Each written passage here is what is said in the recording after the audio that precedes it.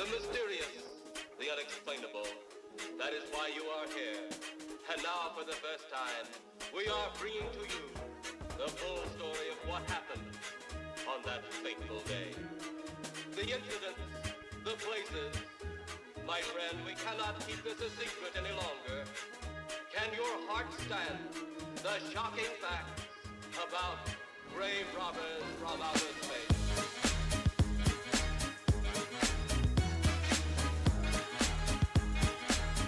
Fucking. Oh. Hey, welcome. And yes, I actually wasn't at my keyboard when that happened. Hang on, which? Nope. I hit the Elgato. Why? Is this being a problem? Yes. Yes, it is in fact being a massive problem. Right, because I accidentally tanked everything beforehand. Oh, welcome in, everyone. Welcome in, Trek. Thanks for the first time chatting. Welcome in, Lumi. Yeah, I have a bot set up for that, and the way the system works is that I have a more or less custom message. It depends on if I actually think of something or if I don't think like I should put something custom here for this person and then completely forget. I've decided to just remove the bot message prefix because I don't think anyone really sees it to begin with. Oh, hey, there's a thing here. But yeah, last time I played this game, I actually did off-screen grinding for it. What? I feel like I needed some 5 for something, but yeah, I just did like the arena a couple of times.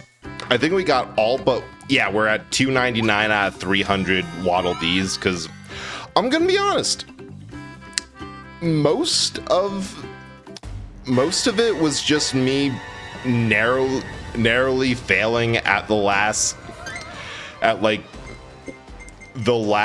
or close to last requirement. There was the freaking Battle Blizzard Bridge. I probably played 7 times because I just kept on choking. There was a lot of issues with the no-hit runs. They're kind of a pain. So, crash to defeat. Shoot, that's really easy. I probably should have done a more climatic one for the last one, because crash is not fair. So yeah, there's just a lot of that, and then doing the arena because I wanted a few more of the power-up gems, and you just get one every time. And also because I was having fun playing. Yeah, no problem at all. I like shouting out friends and people who stop by a lot, and like, amazingly a big thing is that if I think of it, but also like there's some where I think Fang's custom one is I call him a Fuppet. Like, I think it's just set up that whenever he types in stream, the first thing that happens is he gets called a Fuppet. I don't know, I enjoy it. Just like oh yeah, he totally deserves. Like that's the vibe he gets off. I don't know, about half of it is that. Oh shoot, I need that. Haha. Because I think the Wild Frosty. Ooh, wait, there's a thing over here. Yes, gotcha. I know I've meant to do it for like more people. Like I've been taking a little bit to kind of redo everything for my stream and bot. Like I changed the first, second, and third message. All right, now we just have to beat the level. Perfect. Need to stream show off my model, but yeah, I understand that. This is like the first time in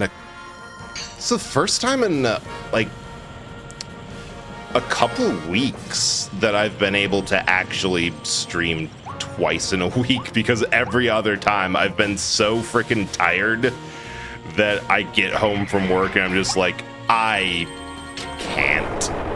I just can barely stand upright. It's not gonna go well, and I'm going to feel even worse about everything if I do. Ooh.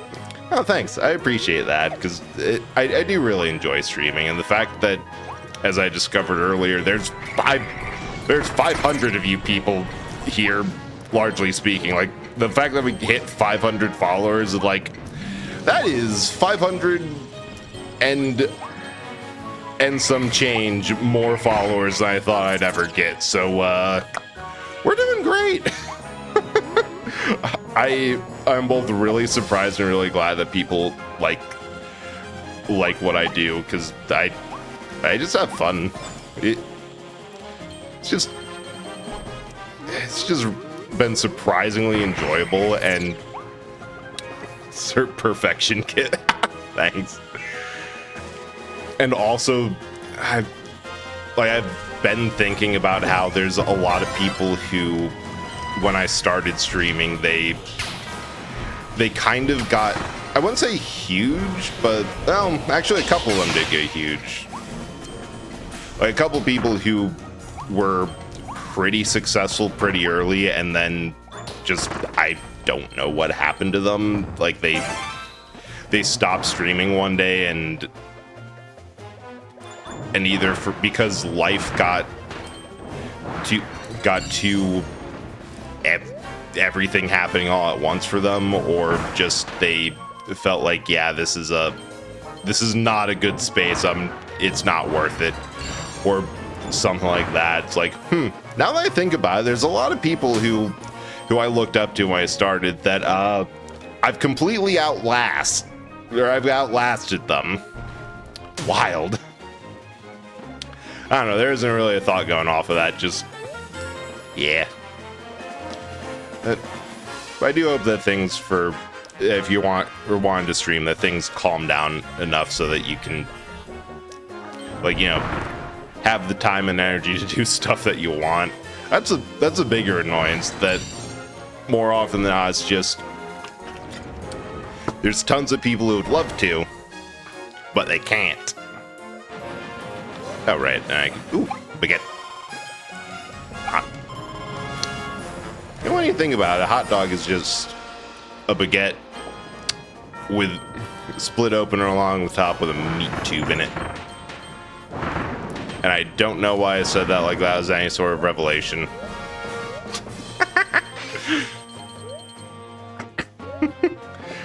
Yeah.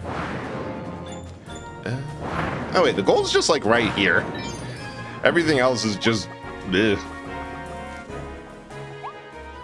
There we go. That should be the last Waddle Dee.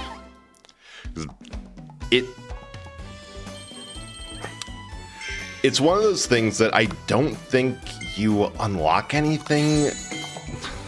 Light bulb. Like, you stop unlocking things for Waddle Dees at like a couple hundred, but they're just too cute not to. Saved all of them. Like, there might be a reward, but I just feel bad.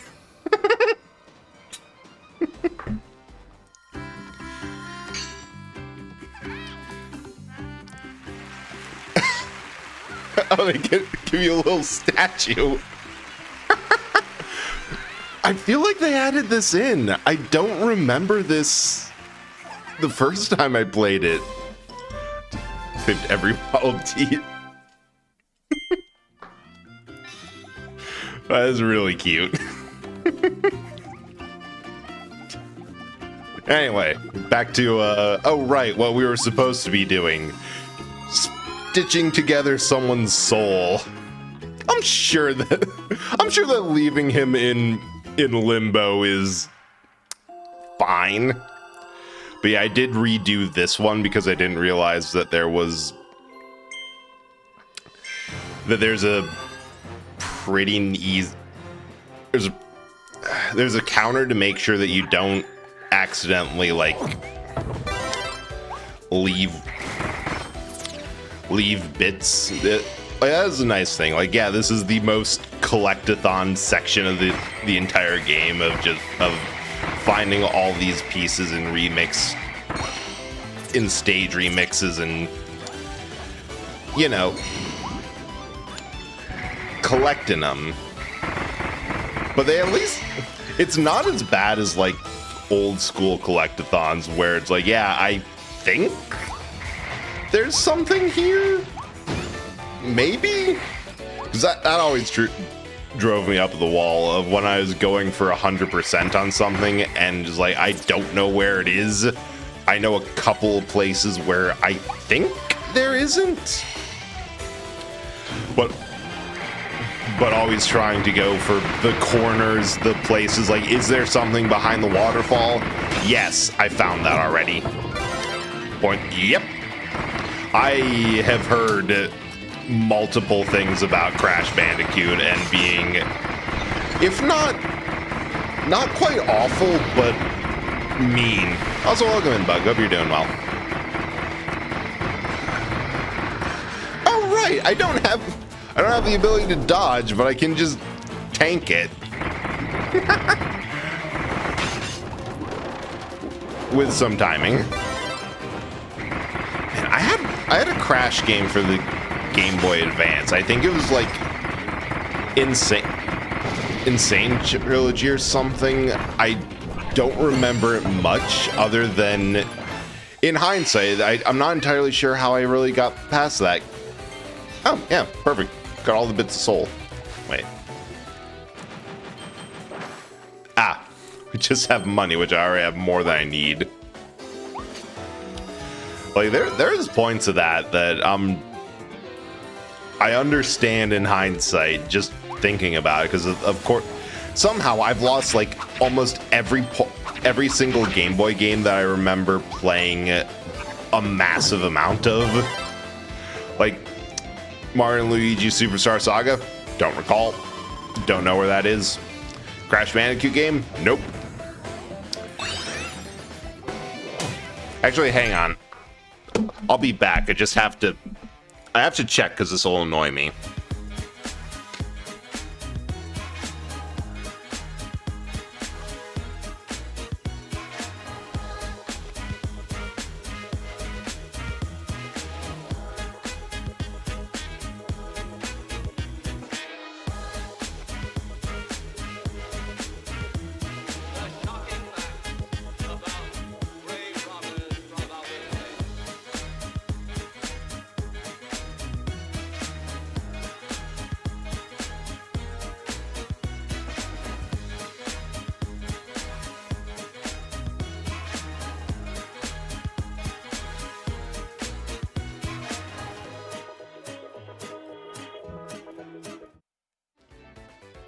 Holy shit, I was actually wrong.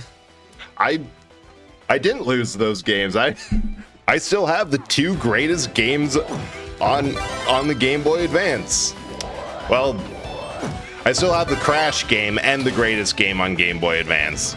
I still have Crash the Huge Adventure. That was evidently the one. I misread what it was and didn't realize that I still had it somehow. And we have American Bass Championship, the greatest fishing game ever made. That, like, literally nobody has ever heard of, but I actually remember playing it and enjoying it a lot. Like, you just go putz around in your boat and catch fish. It's probably the best fishing game on Game Boy. The second greatest fishing game on Nintendo platform ever, though, because the Rapala Bass Championship for the Wii, that one I remember really fondly because it came with...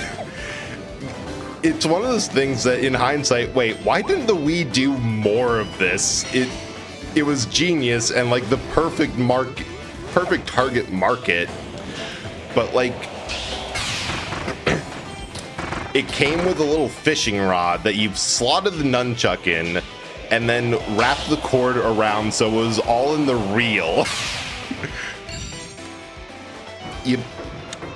So practically, whenever you weren't using it, you had to swing the control stick on the nunchuck around like mad to reel in. But when you had it in the controller, you held it like a fishing rod, you cast it like a fishing rod, and then you had a crank. Like, it was perfect. God, I also remember it was Cabela's Big Game Hunter for the GameCube that was actually pretty good, and technically my first shooter.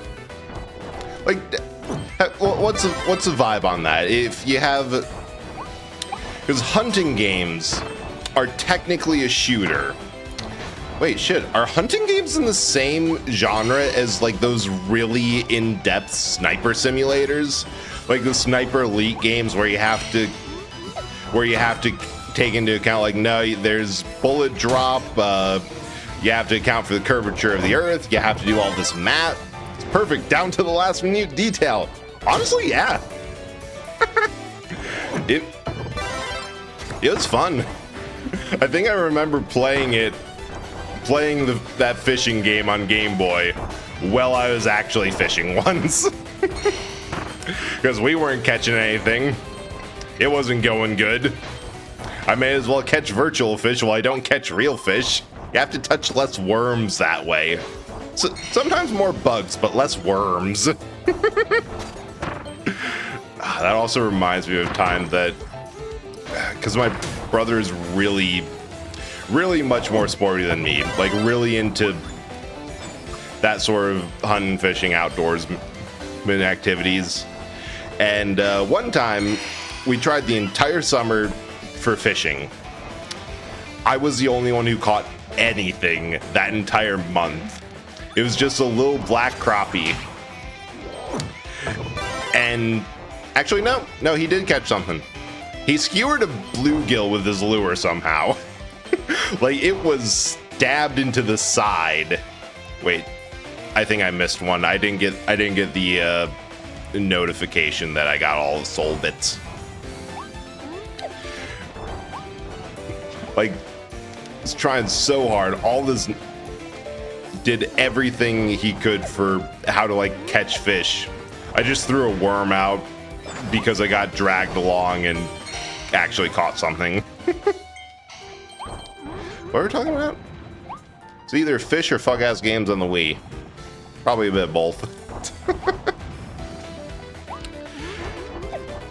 Oh yeah, there's a, I think it was like Cabela's Dangerous Hunts, and I think I still have the zapper gun for it somewhere. But it's for the Wii, so it was, of course, you had to fit in the controller and nunchuck.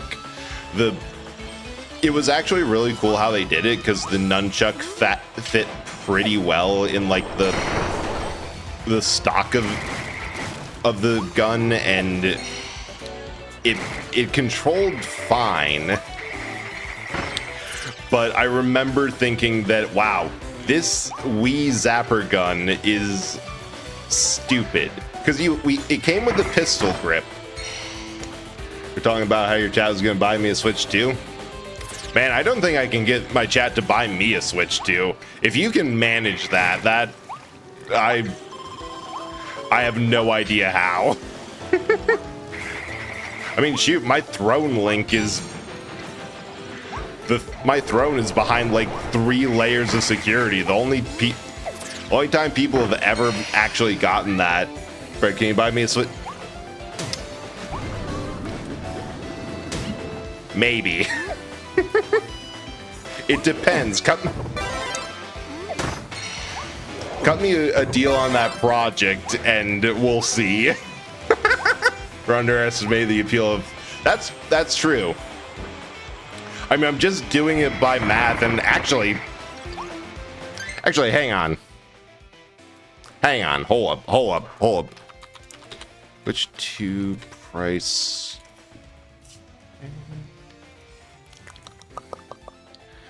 Yeah, accept all. Oh! Yeah, shoot! I'll understand my task. Hey, Soph. We're just, evidently people are coming in here and trying to get me or other people to buy them a Switch 2. And Ace, this will not be the first time that I've ever gotten a commission on a barter system. So, like, yeah, legit.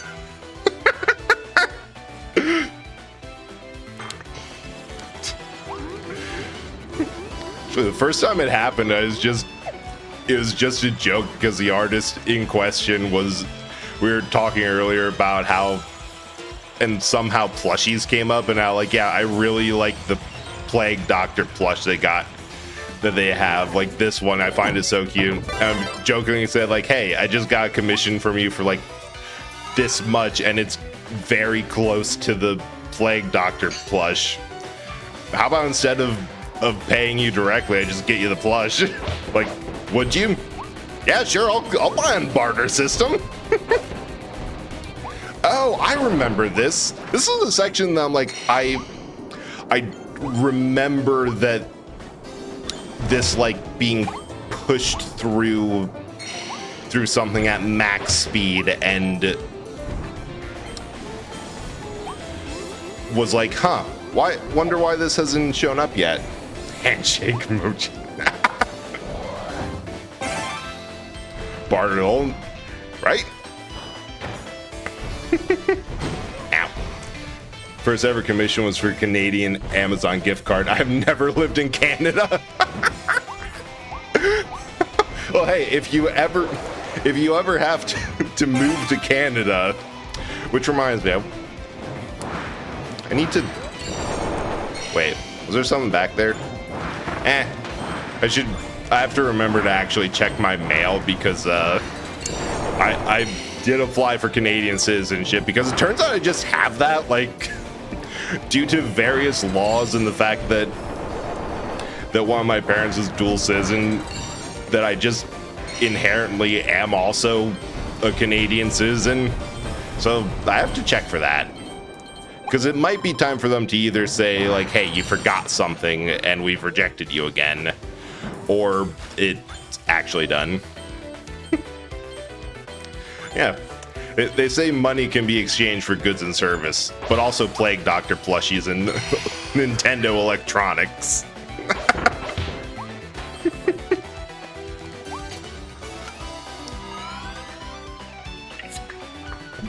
Like, thing about moving to the EU and me being half Irish is cheat code. Oh, perfect. Like, I know why some of those laws, or like why that exists. I mean, they straight up said it, that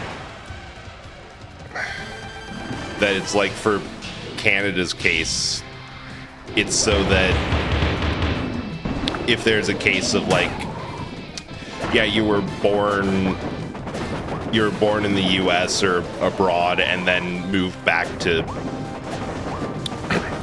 Canada, after a certain point, it's just you got like one generation of grace period, which makes a lot of sense because even from family history, like my grandparents moved from the Netherlands to Canada, back to the Netherlands for a bit, and then back to Canada.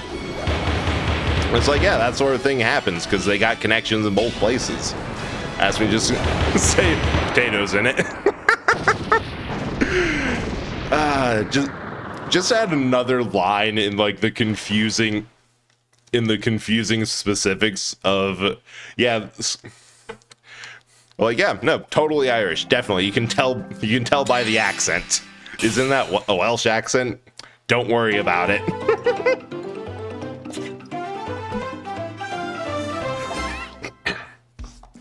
But from what I've seen, EU, not a bad option. Oh, what? We missed one piece of soul? I mean, honestly, you are extremely multi-talented. Like, you basically willed yourself into learning 3D modeling despite everything around that, around the material that you had at your disposal. Right. I guess I missed something. We'll come back to that later. I'll do it off stream. We'll probably come back to it later because we're making good progress.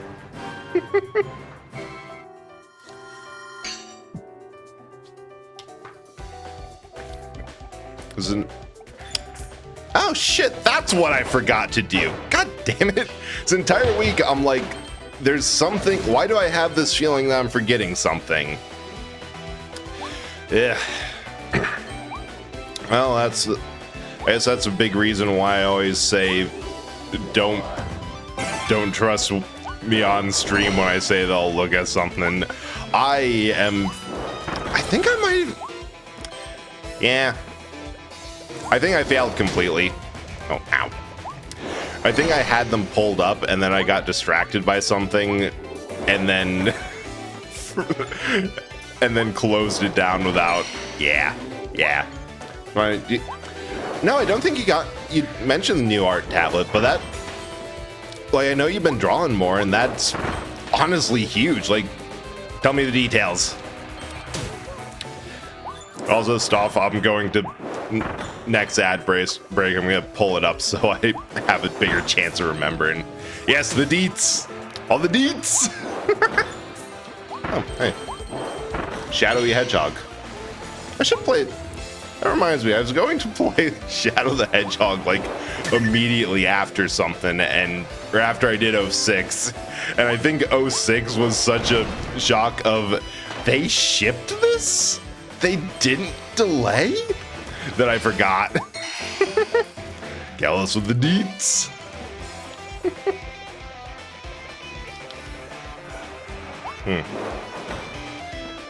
Alright. As if it wasn't enough evidence why I just straight up left stream for a couple seconds to check if I owned a completely unknown fishing game for the Game Boy still. My brain's everywhere else, or everywhere but here, because saying that, my first thought was, man, I should go find like the Deets Nuts snack sausage. Those are good. The Deets of fuck. Wait, that's in the middle. I watched like a little bit of The Boys because that was one of the things that in college everyone else in my apartment was into, and it was always when I wasn't in there that they were all free to watch it, so I got like bits, but probably. That does sound like Buckboy name. Ah.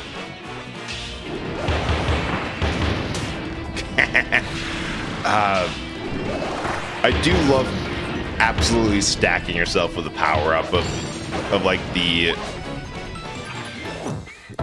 speed up, damage up, health up, just to max levels and then hammer flipping bosses. That's how I did most of it.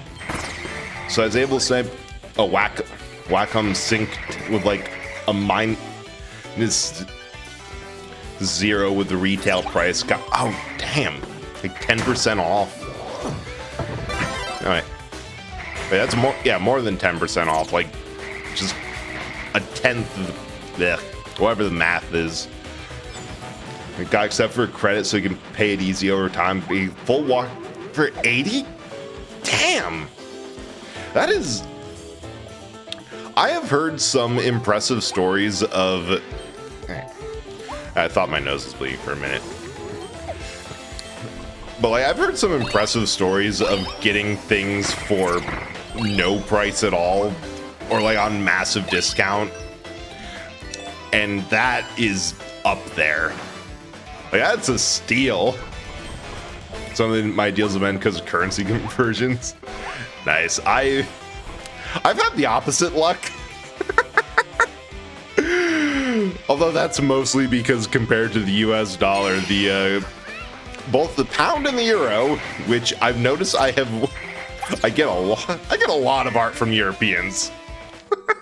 Like a lot.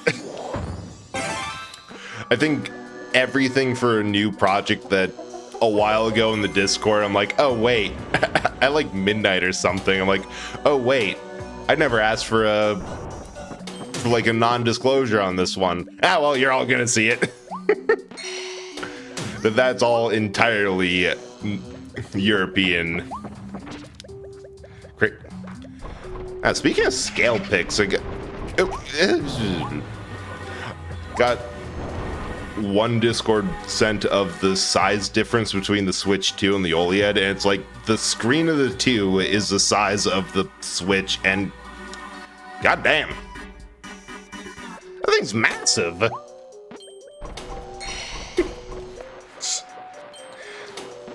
Like, yeah, let's just say there's a reason I like importing from Japan, except for the customs cost. Yeah, I can see that being a case of like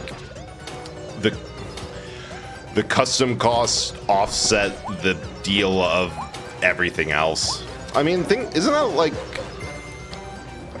why places like Newegg is a good deal for computer parts? Because you don't pay a lot up front.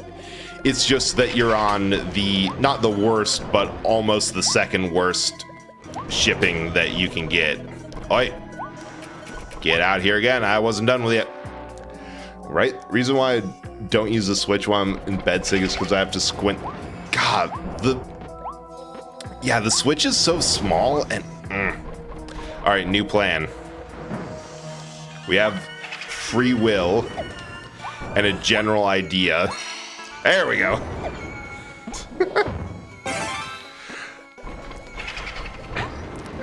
But it's like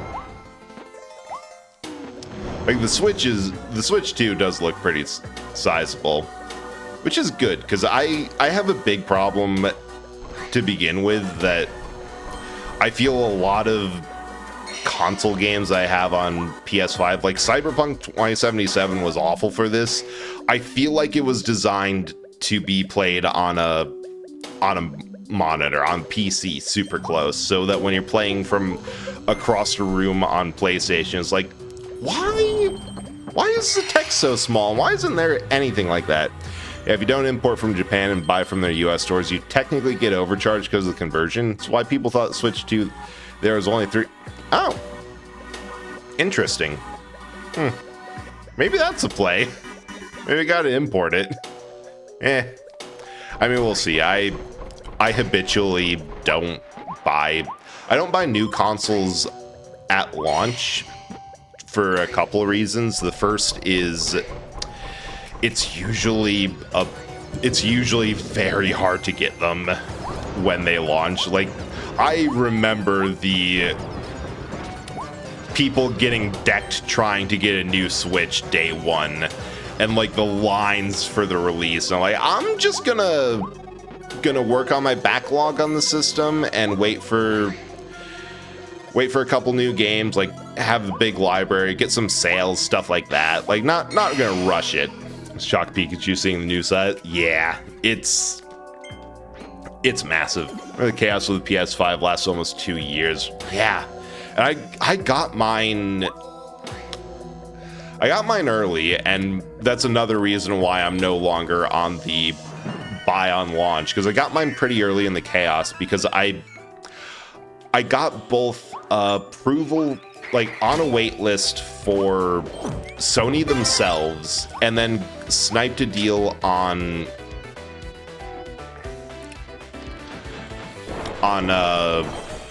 Walmart.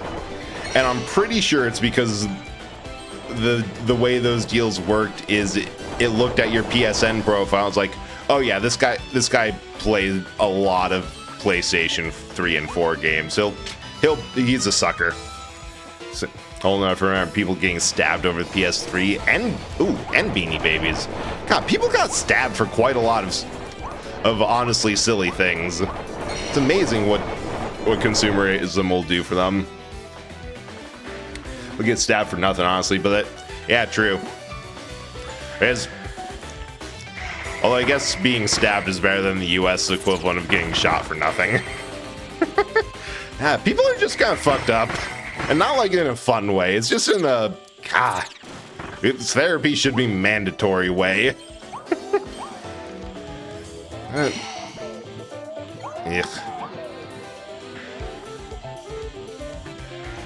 Yeah, I'm tentatively excited. I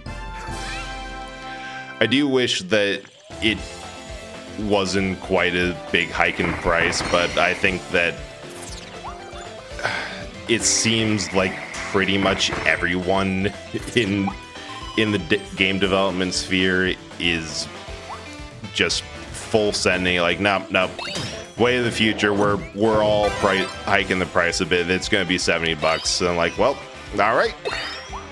It's the console of recession. Back to the old strategy. Wait for sales, and the you procreated. I'm just going to be quietly confused to that. It's Pride Month and I'm ace. I don't have to think. I legally do not have to think about sex for the entire month. And oh my. No! No, I didn't want to do that! No! Ah!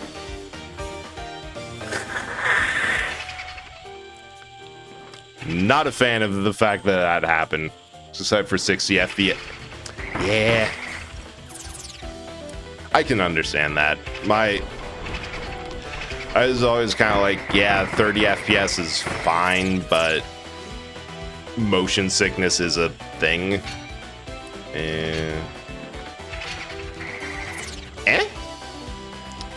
Wait.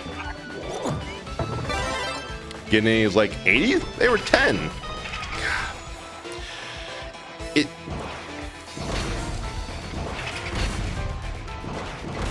Man.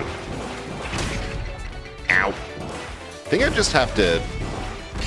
Yes, I just have to be good with bombs. I don't know, it's still... It does make me feel somewhat good that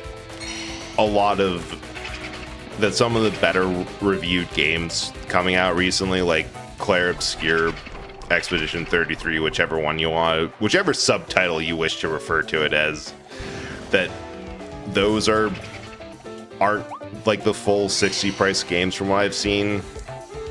That's like, yeah, it's good, and it's from an indie studio, so you don't need all the nonsense of that. Ooh. I want that bigger bomb. Also, I both really want to get Expedition 33, but I also sort of want to stream it, because by seeing other people play the game and a couple spoilers that I didn't realize I was walking into, I made a couple connections that I am really mad at. Oh, shoot. Well, that's a power-up wasted. This has just been a bad show. I'm like, oh, that makes so much sense. But also, if I stream it now, I know that historically, whenever I try to play like big popular games, it does not go well. Well, at least I can make fun of how bad. Yeah, exactly.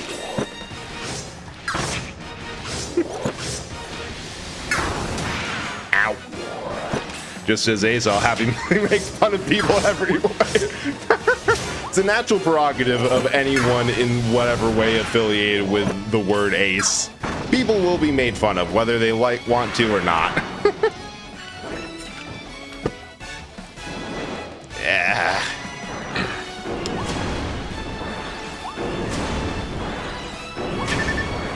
Oh, come on.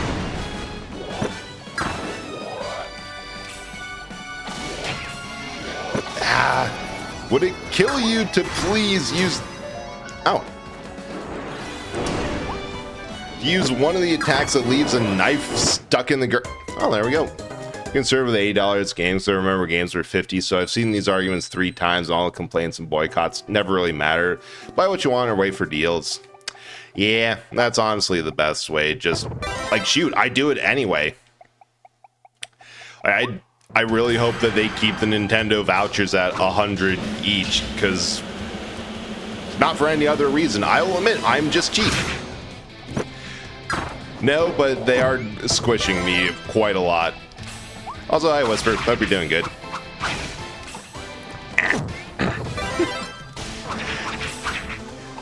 Yeah, I had a feeling that... Like, I'm not surprised, Ace, that you enjoy this cat. It's also one of those, the internet really likes their design. That ain't. Okay, very hot. Yeah, it's... We're starting to get to the point where it's stupidly hot and also... Ah! Dodged.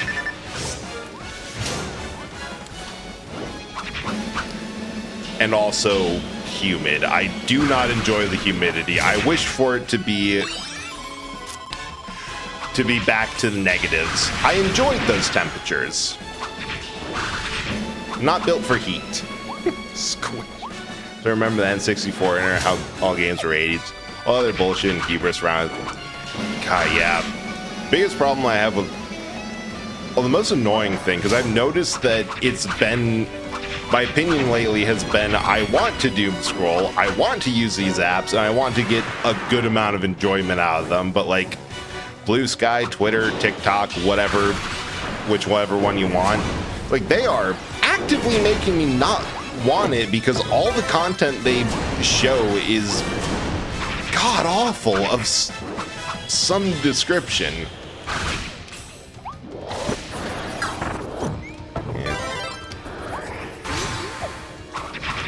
Well, I'm doing okay. Aside from, like, I actually have energy to stream for once. This is the first time in several weeks that that's been a thing. And also, 500 followers. That is surprising.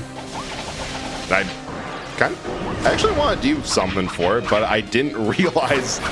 Like, I think I noticed, like, wait, shoot, that's 500. That's crazy. And then I looked today. Wait, shoot, that's actually 500. Let's do an event, like, soon. I will attempt. And I don't know. I didn't expect to get this far. Make tier lists.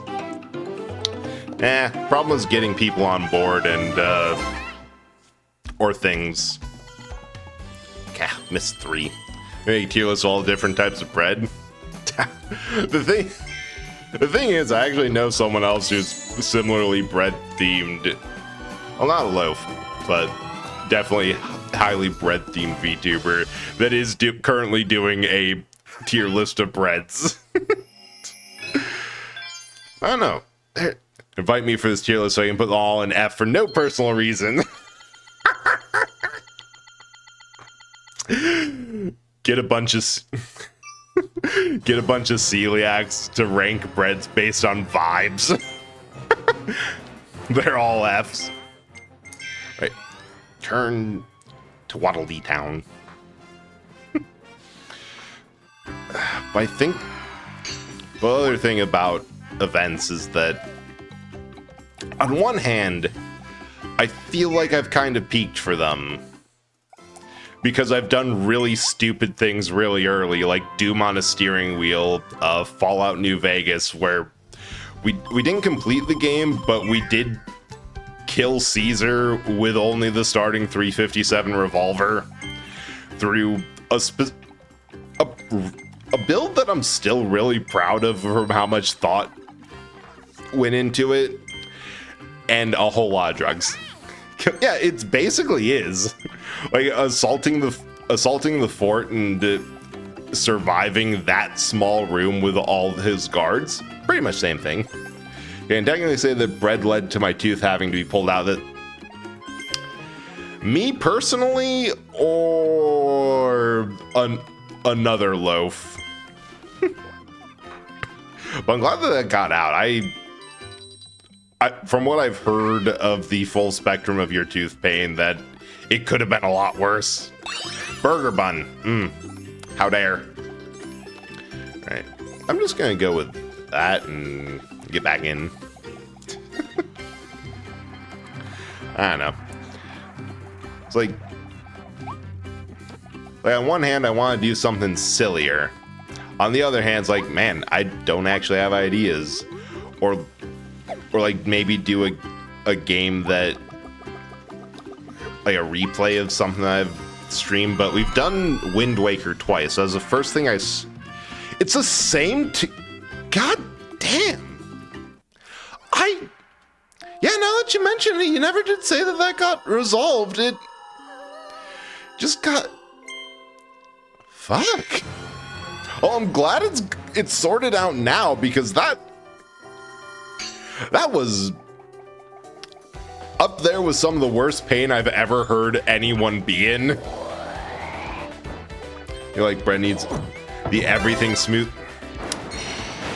The only thing that I could imagine being worse than what was already in there, oh, I see, is the fact that I currently have some spoiled milk on hand because I keep on forgetting to throw it out.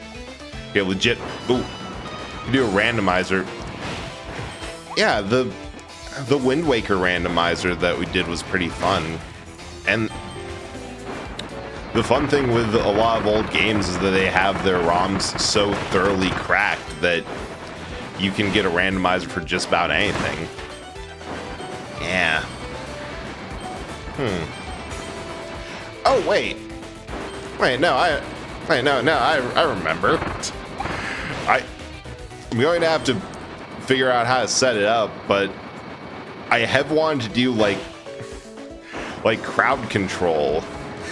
And the funny thing is, a big reason I haven't done crowd control everything is because I play a lot on legit hardware. Like I don't have the emulators needed set up on desktop to do it. I couldn't do a Nintendo 64 randomizer for Mario 64 because I have that on my actual 64. But yeah, and I was going to ask you because I knew that you set it up for a while and had it for maximum free to fuck with. There could be some fun things of, hey, I am loading this with nothing but the worst challenges and screw the streamer that you could have, but it's Super Mario Bros. 3. I think I can still beat it. Real with it. Yeah. I mean, I think you were here, Whisper, for the cup full of every condiment I had, plus, every condiment I had, plus, Huh? What do you mean sold out? I'm out of vending machine already? Yeah. The Fallout 4 truck, the gorillas.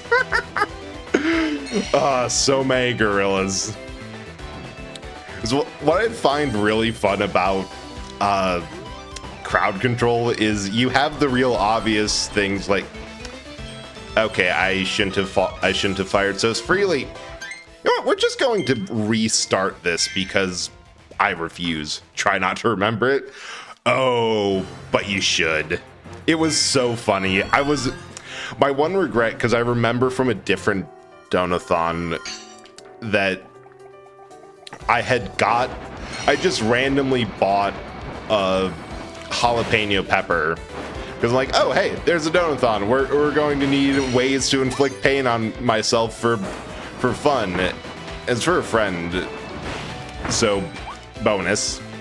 So I just bought it, ate it on stream. My one regret was that I chickened out way too fast and ran off to deal with it off mic and didn't stay on stream suffering. Gorilla. But no, what I was thinking with that is that it's so much fun when your chat realizes that, okay, we have the easy ways to mess with you. We can just kill the streamer. But then they realize, wait, but it's funnier if we do this cheaper option, like summon a gorilla. Or just send them. Stuff like that I love. But yeah, speaking of that pepper, maybe that would be something. Oh yeah, there was also the drunk stream, which I don't think I can top up because I drank an entire bottle of moonshine before the halfway point and I don't remember most of that stream, but I do remember that nobody has any right to say that Sunshine is way too difficult because I beat it while plastered. With one streamer, 100 crowd-controlled gorillas. My money is on the streamer. I believe. I always see those things and think, man, other streamers are weak. I have been savaged by several creatures multiple times, and I'm fine. I think Brett... Hear me out. Rando Sunshine, but every death is a drink. That could be funny. The other problem, though, is that the reason I was wasted before the halfway point is I just had it on my desk and I have no self-control. Especially with alcohol, so I was just casually sipping it. There was like drink redeems and the like, but I'm just like, yeah, no, I should turn those off, but I can't be bothered. It's gone. Think that might be... Oh yeah, no, it totally is. I personally view the Twitch TOS change that you cannot drink or cause harm to yourself for money as a personal offense to me in particular, because I love hurting myself for a joke. And like, also, it's kind of easy to do it safely. Like, even though I was pretty drunk, I wasn't blacked out because I also am kind of stupidly heavyweight. But also, Brett, oh, it's fine. Oh, right, I also forgot I have a lawyer on staff. We'll be fine. Yeah, it's physical comedy. It's slapstick. Let me practice my art, Twitch. Don't be so mean about it. It's fine and everyone had a good time.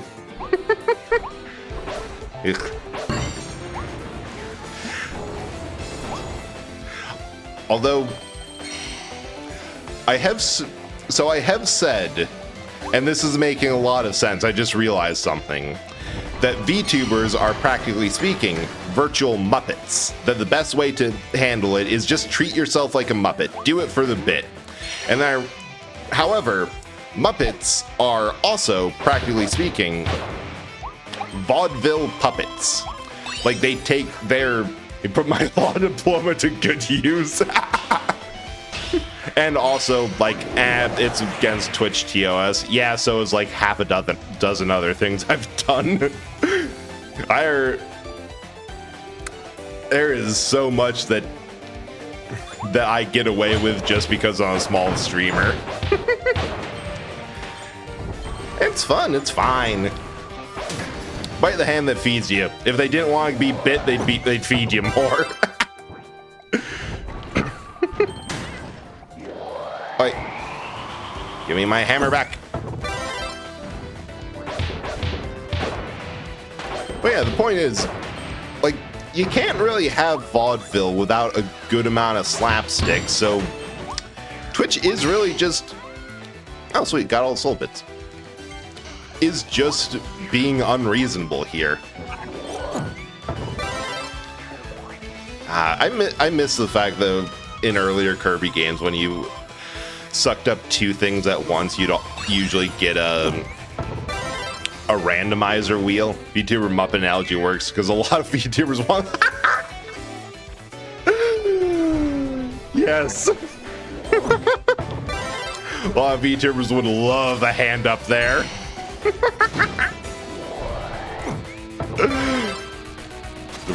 Yeah. Especially because I think Magic Mirror, or Kirby and the Amazing Mirror, had it set up that if you grab two nappies or two copies of the sleep ability in one inhale, that and let the randomizer go out on its own, you were guaranteed to always get the smash ability, which is they literally just one-to-one ported Kirby's moveset from Brawl on there, and it's incredible because his moveset from Brawl is just some of the most useful and iconic abilities in Kirby, period. It's like, yes, I'll take the ability to smash through metal blocks, mix of hammer, cutter, fire, and it's very much oh, hey, you need to solve a puzzle? Here's everything you need, and then some just really useful combat abilities. It was fantastic. Love getting a UFO in a level not... Oh, yes, UFO. That... I would argue that of the super abilities, there's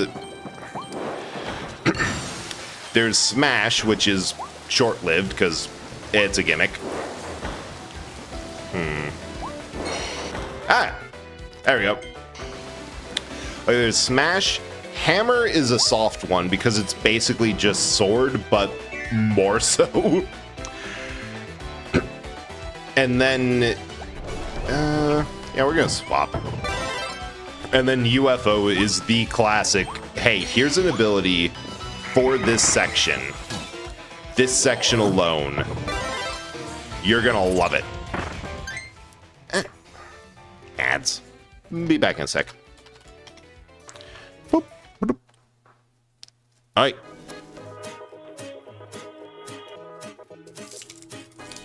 Suppose that saucer or whatever it was had something to do with this. Their guess is good as mine, Larry.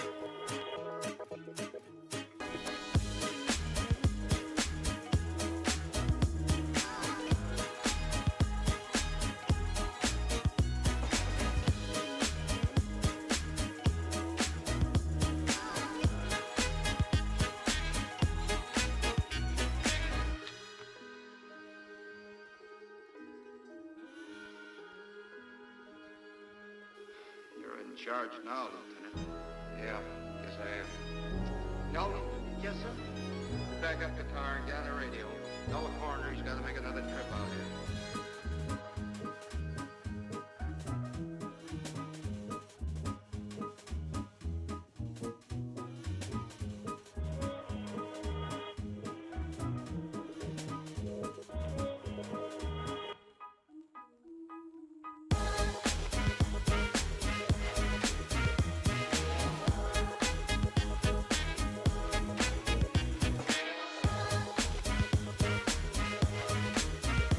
The shocking fact about grave robbers from outer space.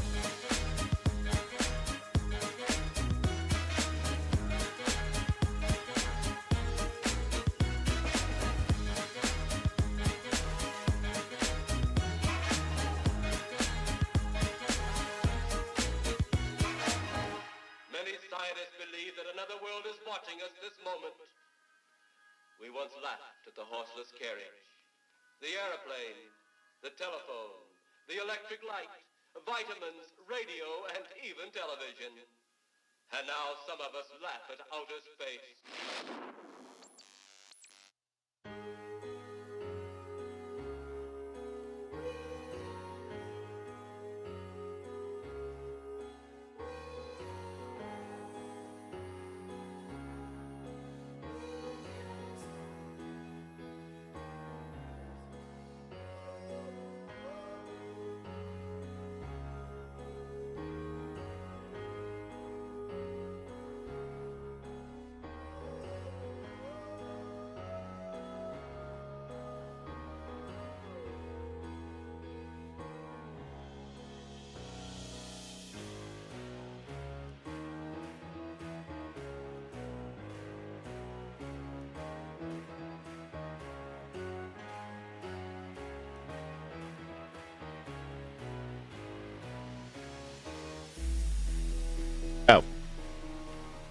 I didn't realize we were back.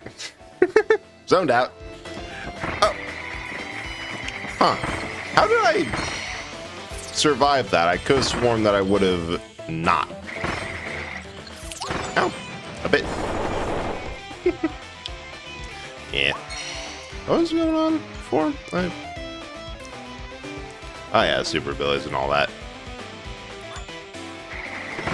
Yeah, the internet ad space is one that I think might be being hit by general shitification of the internet and the like, but also in a really hilarious way, because most of my social media, like discovered threads and the like, are absolutely useless to me.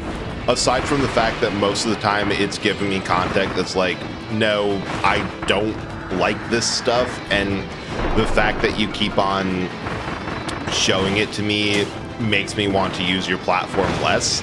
There's also the fact that somehow most of my Discover feed is, and the like, and ads aren't in English anymore. I don't know how I did that. I mean, yeah, there's the aforementioned, I interact with a lot of Europeans for various reasons online, and I guess maybe they thought that I just... Oh, oops.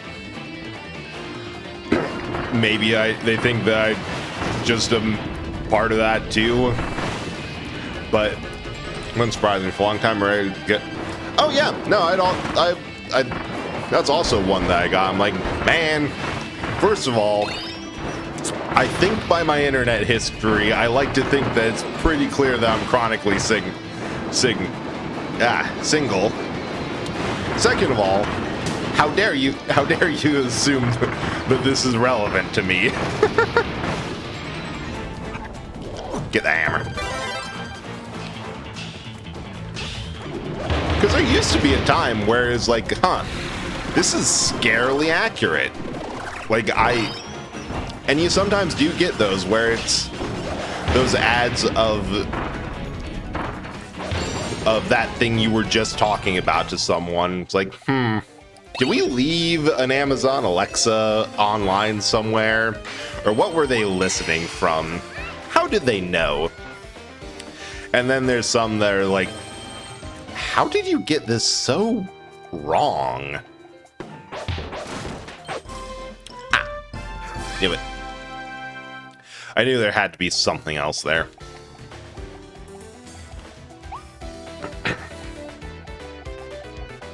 But given that the tendency for pretty much everything on the internet is to eventually go downhill,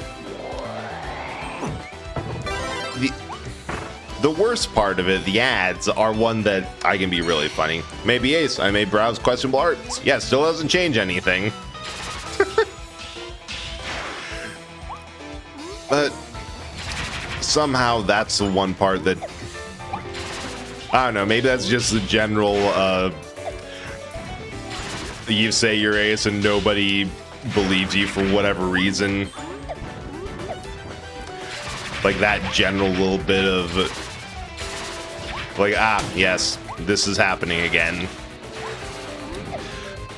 Or it just might be that they paid for ad money and are like, nope, give it to everyone. We only care about these demographics. Who's to say?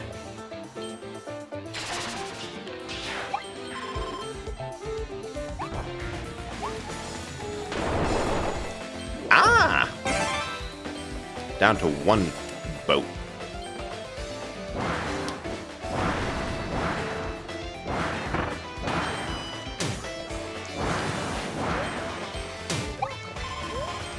You can...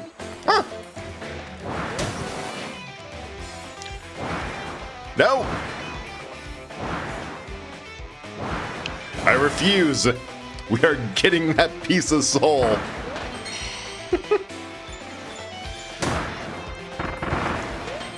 But my theory is also the whole... Well, less a theory, more of a generalized complaint. It's how every time you look at something for a second, that you can have the exact thing. Like, yes, my suggestions are perfect. It's like exactly what I want. It couldn't be more curated if I tried. And then you get that one post video, whatever, that makes you think, wait, what the heck is that?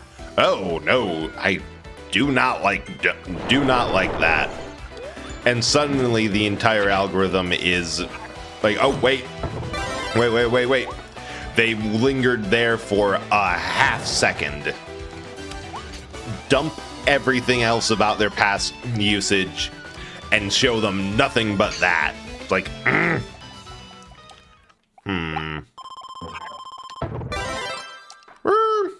Actually, no. Let's set them on. Let's go with fire. Let's set them on fire. That'll be fun.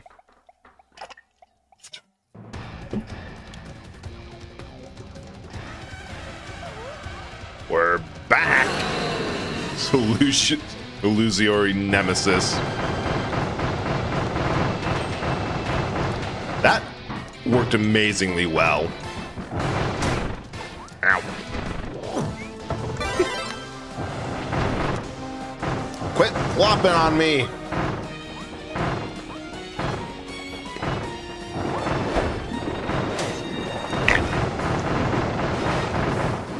Ah. Get on fire.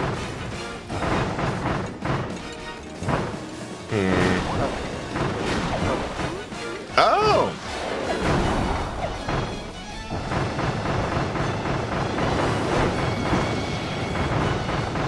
God, I love how many additional trick. Oh no, I accidentally destroyed his hammer.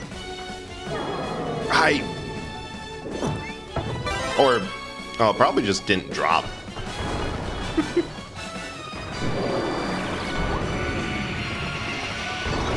I love all the new tricks, and also the long Gordos. Like, yes, indestructible spiky menaces, the long way. Oh shoot! Oh shoot!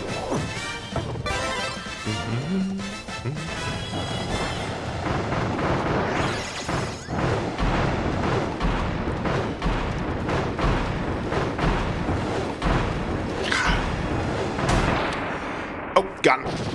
I want to see a comparison of the most swole and jacked Nintendo characters by like comparative lifting strength.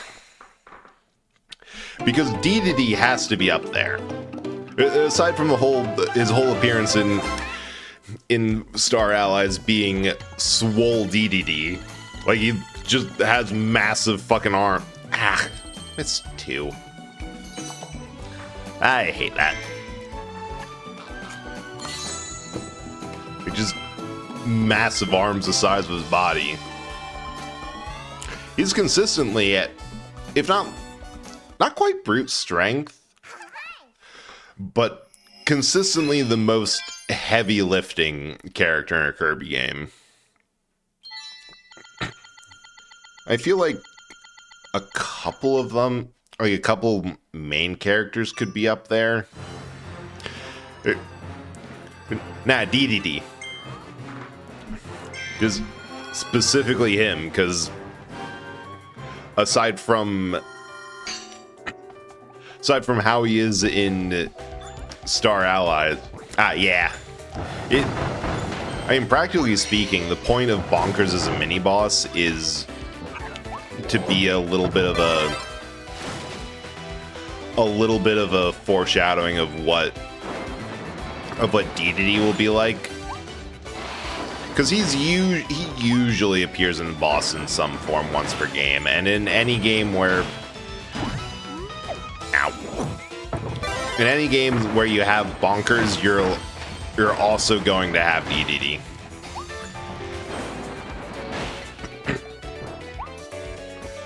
Or at least if you have the hammer ability. There we are. Yeah, he's a freaking tank. Like like, even though he's transitioned towards being much more of a heroic character compared to the usual assigned villains for the series, he still gets beaten up a lot and keeps going. Like, I think in terms of sheer beatdowns to holy shit, you're still up. Well, it's either Ganon with multiple phases or Bowser with, quite often with cases like Brothership, where you have a massive boss fight with him and then he still keeps on fighting but gets distracted by a different reason. I did enjoy Brothership. I will still hold in to the fact that, or to my theory that the best RPG in terms of gameplay is a Mario one, because I just enjoyed the active time. They're due to sheer tenacity. The Penguin period, right? And more often than not, like, he, by sheer force of will, it's like, no.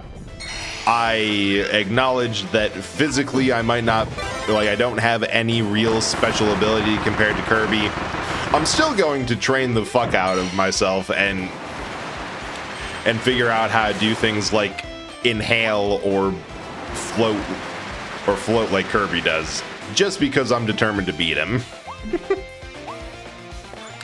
It's honestly impressive. Ooh. Alright, there's another...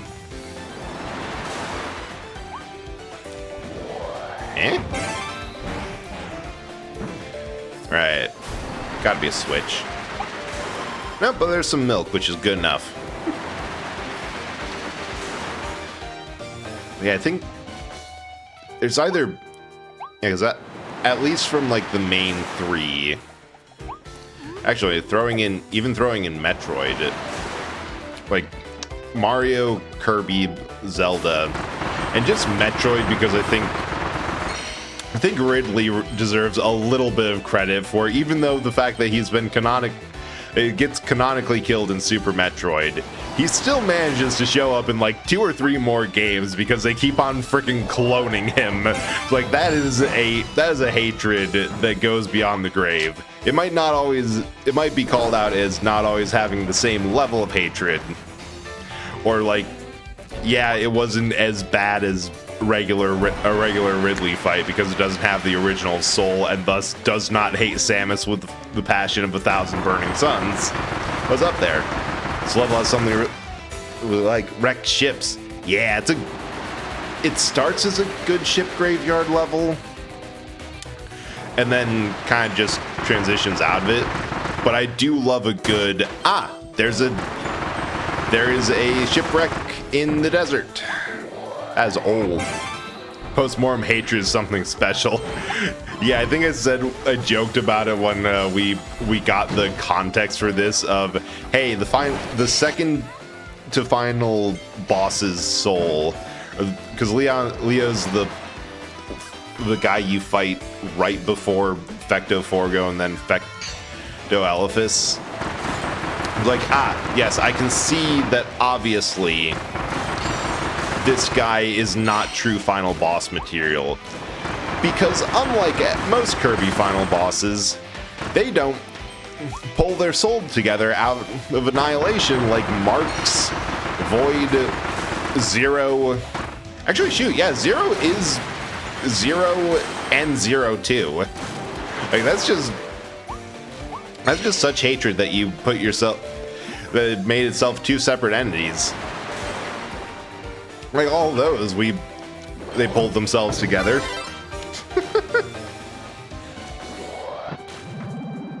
It's like, what's the meme? I will find you in every universe. This is a threat. Nightmare is the only one who didn't. Just fought with sheer terror and then was done. I see you up there. See me, seeing you, see me. We'll see.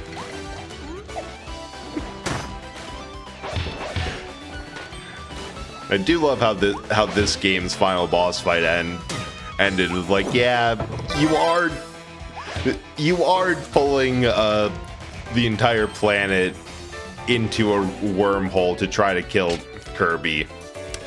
But at the end of the day, you're only a threat to 2 planets. That's kind of low compared to what we're used to.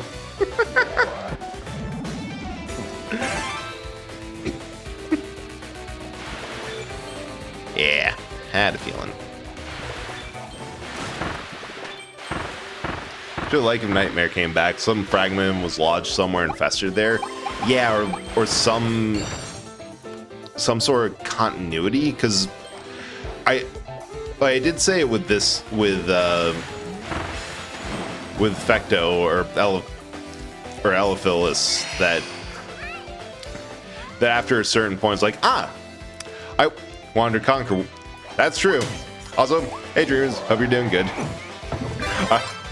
Also, I just realized because I was working on my bot, I have 2 different versions of your username loaded in there. Hope you're doing well.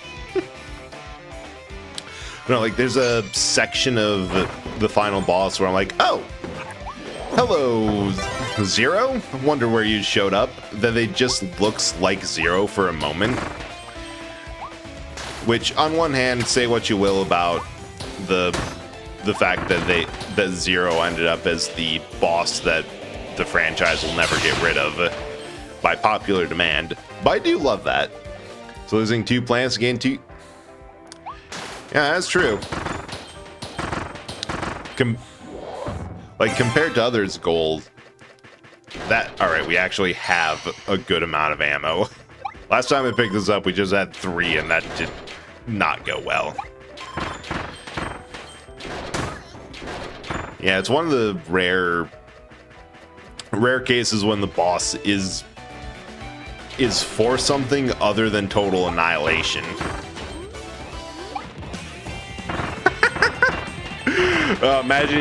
Imagine you go to get a drink and then you just hear that music and see this absolute brick of a curb come towards you, waddling at full speed.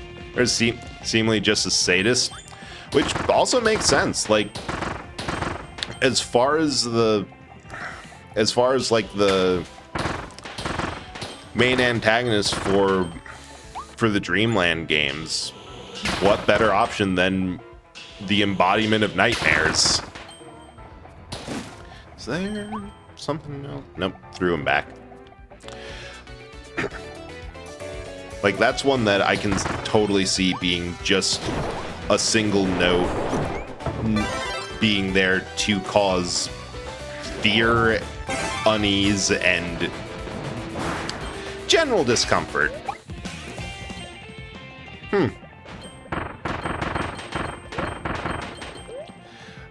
On one hand, they sure give a lot of those invincibility candies out.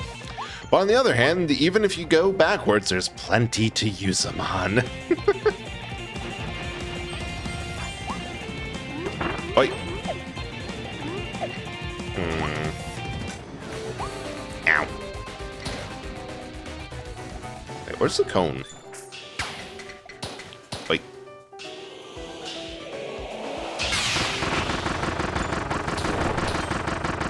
Oh, I can just shoot those. Amazing. Love that for me. Yeah. Although I do there is the rare especially with series that go as long as Nintendo series tends to. There is a little bit of rarity when it comes to one-off antagonists. That, like, take Zelda games for example. They have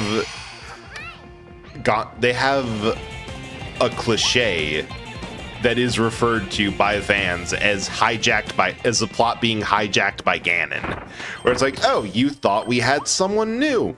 Nope, it's Ganon again. Did you really think it wouldn't be? Oh, perfect.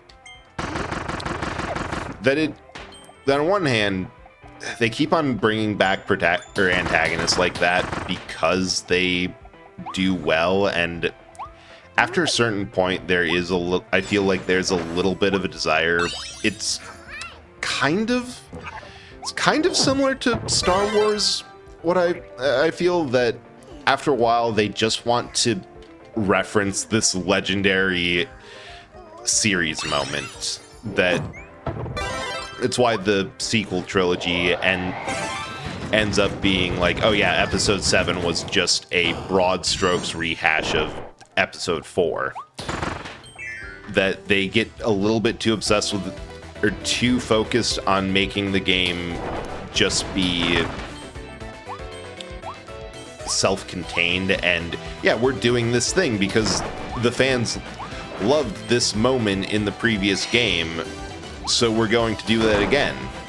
Like, we don't feel like we're able to confidently follow up with something new and better that people like, so we're going to for one reason or another, I feel like I should be using Spike here.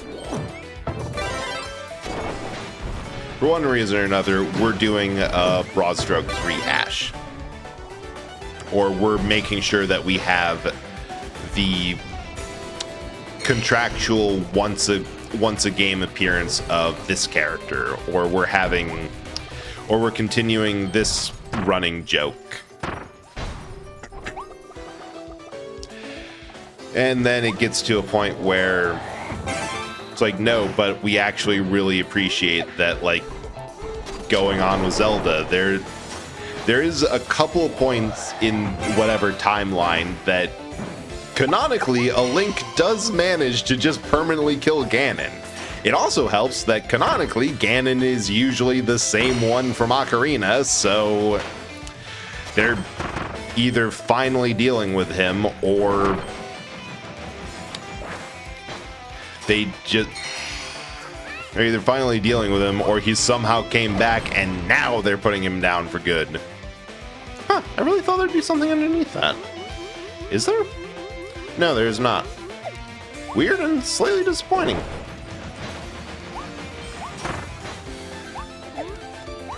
But like Wind Waker, I feel like there's two instances where Ocarina Ganon permanently dies.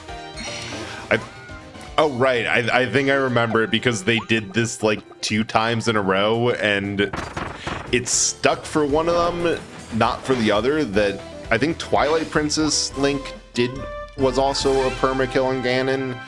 Wind Waker was definitely one. And for the entire rest of Toon Link games, Ganon doesn't appear. Like, he doesn't appear in Spirit Tracks, doesn't appear in Phantom Hourglass. Like, they went out of their way to say, no, you actually did it. You don't have to deal with him anymore. I know Metroid also did that for... It took them a minute because they kept on having the, oh yes, we're doing the Ridley fight again.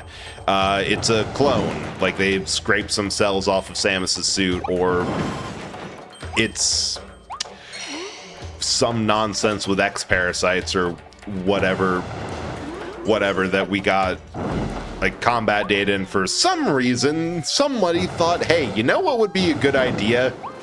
Cloning Ridley. Or reviving Ridley. That never goes wrong. Makes sense. Have to come back from... Yeah, hard to come... Like, Ganon in Wind Waker ended up with the Master Sword in his forehead, and underneath one entire continent-spanning ocean. He might not even be dead. He might just be stuck down there. That's a perfectly real possibility with Ganon. Like, he is on the list of hardest Nintendo villain to kill because he has a pretty good reason, the Triforce of Power. Like, whenever it becomes a, hey, how did he actually die, it's always some variation of overkill. Other M. Ridley Rebirth, that one I can give a pass for. Not because it was good or justified, but because like, yeah, we could rag on Other M, but the Mike's, all I've heard about Other M is that it's so freaking horrible, bad, everyone's out of character, and does not feel good at all. Like, I've had someone describe it as Samus gets talked at. It's not, there's not really a plot or a good story, she just kind of gets talked at for the entirety of the game. Which, because, as we've covered earlier, I am actually crazy, I really want to play that game. Because I guess I just see the worst the franchise has to offer. I'm like, I want that in my eyeballs.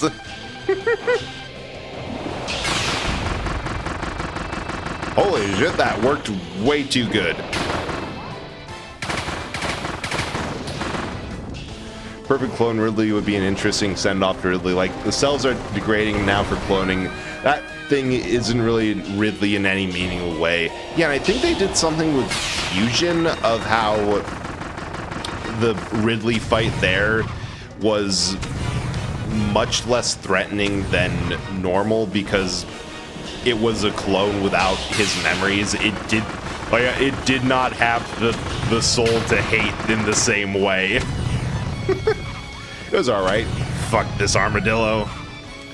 Yeah. If I remember right, I did this is the one boss that, well, first of all, it's the one boss that can insta-kill Kirby if it gets him in a cage and doesn't, and you don't do the action command to break out. But when I was doing the hitless boss run clears needed for the Waddle Dees, I remember that there was a lot of retries, a lot of either can I cheese this with a crash, or getting as close as I can and just hammer flipping as fast as I could. Like, I tried my hardest to not. Also, hey Cass, thanks for the butters. Thanks for the mitosis. Let me get a second one. Boop. Whoa, you can get them so small now. All right, there's an update. There's an update to VTube Studio. Something about, like, better layering. Mitosis. Shoot, a while ago I was on like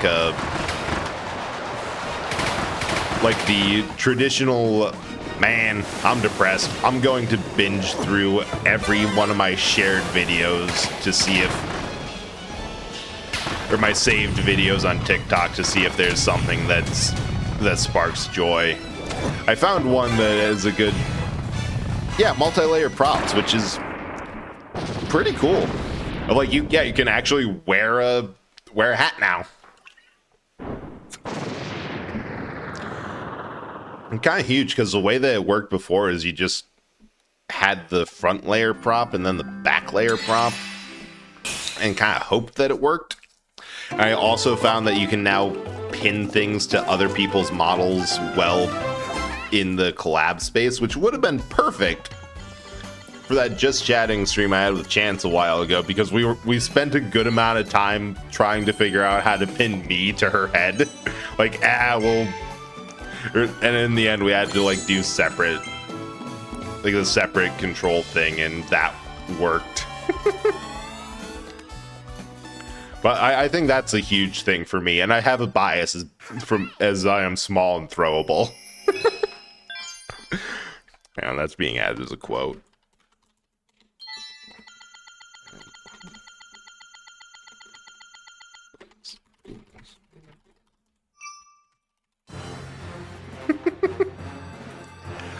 Right. Nope, still good. Oh yeah, actually no, we should return. We're kind of low on health. That'd be a good thing.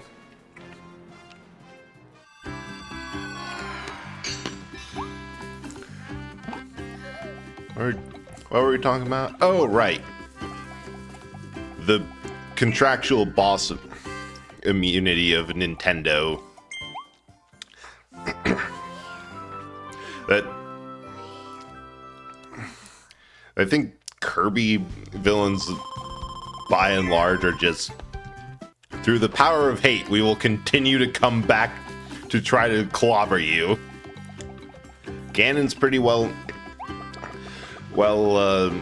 justified, because Triforce of Power required him to be stabbed in the head and have an entire sea dumped on him. And even then, he might still be down there. Might just be sealed. And then Bowser, that one's hard to say, because on paper, yeah, Bowser's just durable. He's just built like that. Because I can see with all the times you fight, like for Kirby, every time you fight DDD, that Kirby knows, okay, he's probably possessed or otherwise not himself.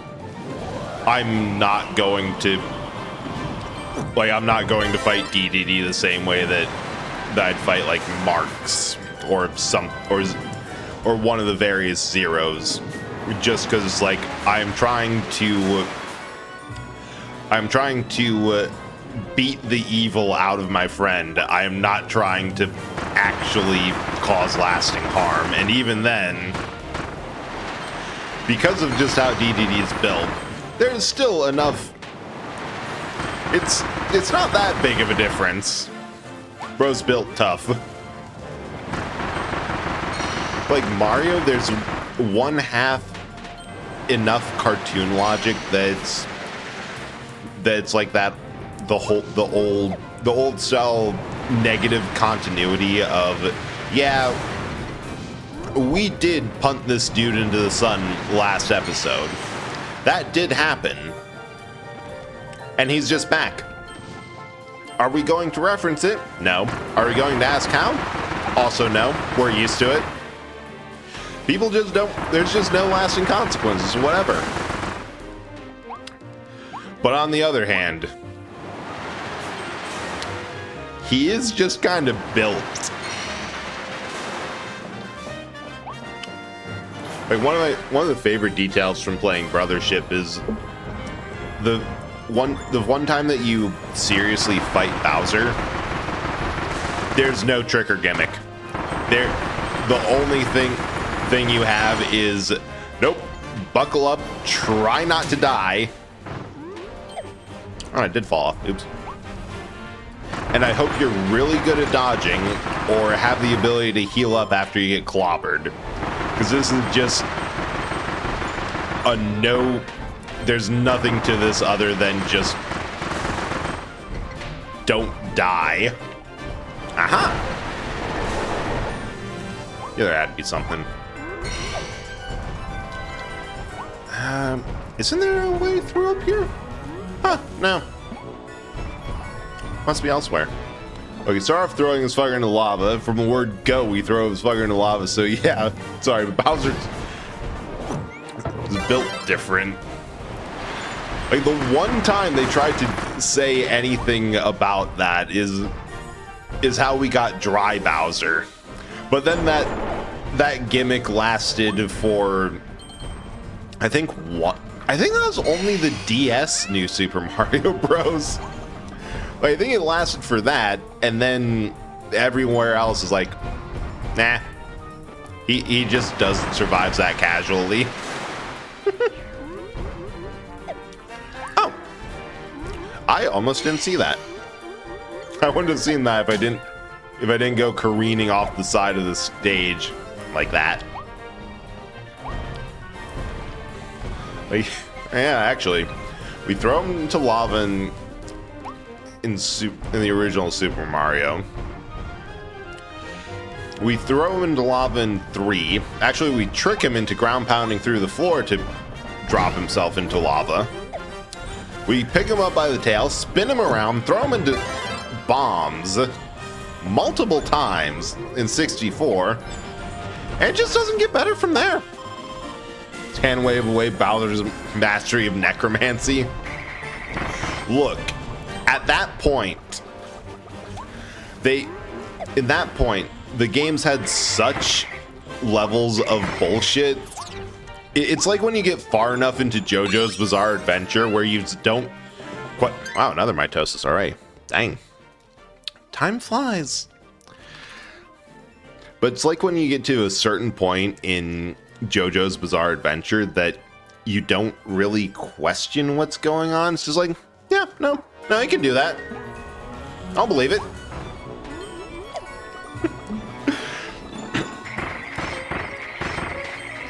That's just...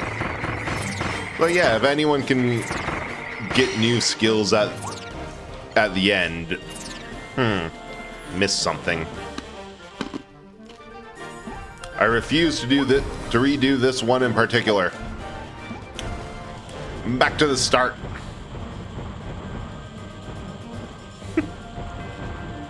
I'll go through this with a fine-tooth comb.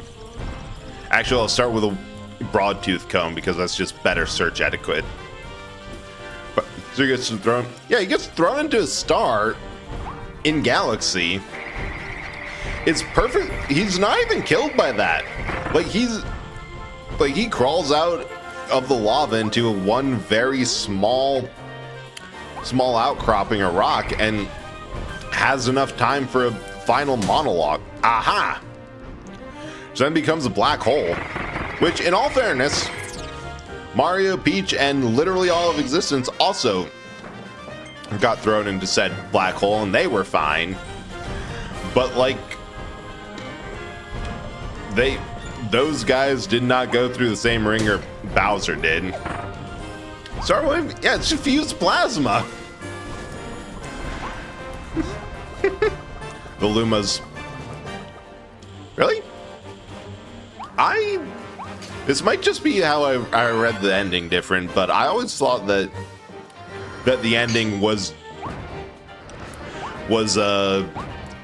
everyone died, and it just so, and the Lumas saved them by recreating the world almost the way it was with some minor differences. Which, in the case I'm wrong, then yeah, Bowser just survived the black hole at point blank. Yes, all the baby Lumas went black hole. Yeah.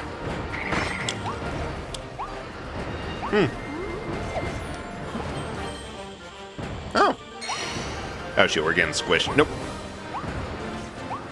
Man, Galaxy was a weird game for that. It was like, yeah, you kind of don't survive this one, but you do. I see. This is bomb. The gimmick is bombs. Aha.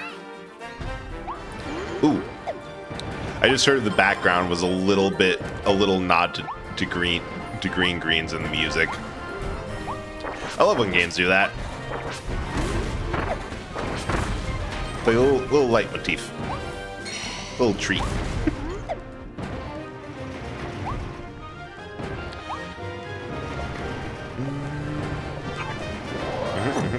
Give me that. Yeah. I think in that case, Bowser wins for stupid resistance. Kirby fine. Yes, that is one of my absolute favorite things. That sometimes in the way they mix it, the stinger of Green's music will show up when the boss is vulnerable. Hold up, just saw something. To make it be like the point of, yeah, no, Kirby, you are no longer listening to the boss's music. The boss is listening to Kirby's music. DDD is a tank, Bowser's a battleship. Yeah. We'll go for this. Most of Bowser's army is...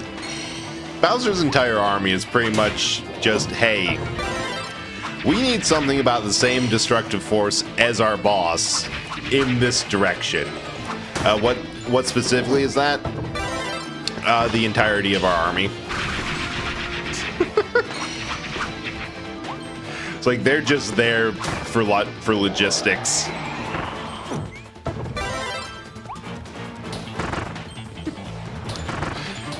Wait, hammer. Love Brothership show. Yeah, the amount of care that they put into Bowser Jr. for Brothership. Like, I already liked him, but at the end it's like, oh man, they did good. And there was also a point where I remember realizing, like, oh wait, the villain's goal is a completely disconnected world, which means even though Bowser is his usual grumpy self, he's still in complete opposition to that goal because, well, he wants to rule everything. He arguably wants everything, has the same desire for unity, just in a different direction. The thing I love about Bowser Army is, yeah, they generally love and respect him. Most villains treat their troops like shit. Like, it's absolutely fantastic. I think DDD it's less shown compared to Bowser, but similar vibe of, hey, only ones who can be mean to my Waddle Dees are me.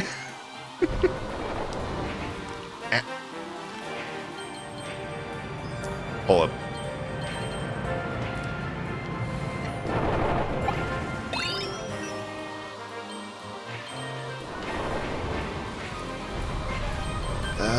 I'm looking for the last... Please tell me there's one more yes! Like, it's nice to finally understand, friend. Like, Bowser has shown time and time again how much his minions mean to him. It wouldn't even leave one Goomba behind. This game shows... And yeah, the final stand of DDD throwing a Waddle Dee back to safety and just like, nope. And being ready to sacrifice himself for his minions. Just peak character growth. So remember, I was scrolling earlier today and I saw a TikTok of like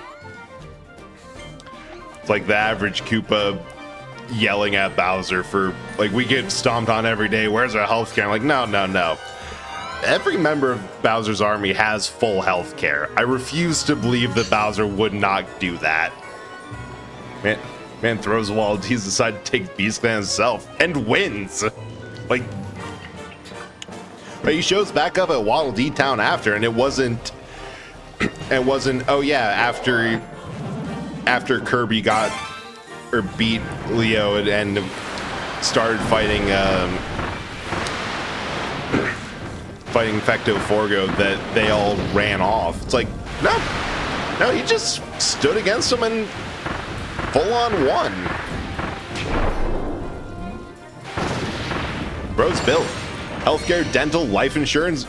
Yeah, Bowser's Koopas are set. Like,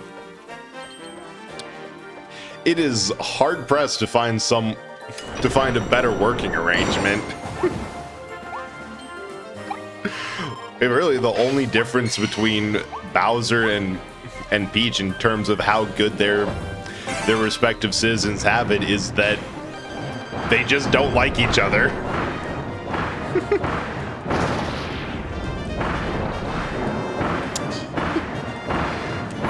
And like, that's been pretty consistent characterization for as long as Bowser has received characterization. Like that, the whole Bowser is a surprisingly good boss goes all the way back to Super Mario RPG, where you can find a couple deserters in Monstro Town late in the game when Bowser's in your party, and it's just like, wait, you left my army, ran here, settled down, have kids. Oh shit, your family's adorable. Yeah, no, stay here. It's the best thing.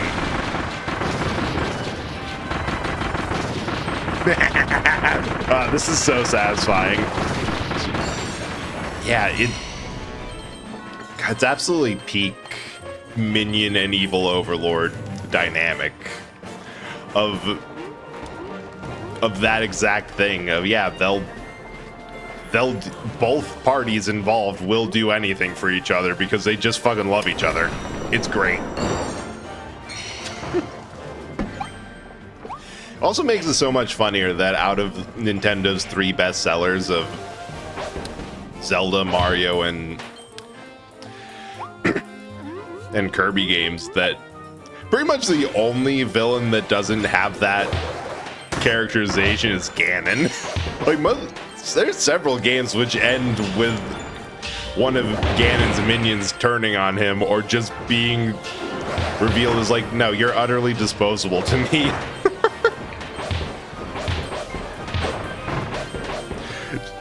Which I guess is just a case of out of everyone, Ganon was loved as a villain. Everyone else is like, no, we love these characters for just what they are intrinsically. When you free Kamek Smithy mind control, Bowser tells him, yeah, like, doesn't at any point where there'd be like, oh yeah, this would be a place where Bowser would get pissed. He's just cool with it. He's like, nope, I understand. You're doing your best. You're mind controlled. Yeah, all the pieces. And even then, like, Kamek's first reaction is, okay, yes, but I feel bad. Let me at least act as a shop for you here, and also, here's a treasure box with infinite coins, so, well, I know you're going to insist on paying me. You don't actually have to pay me. Oh boy.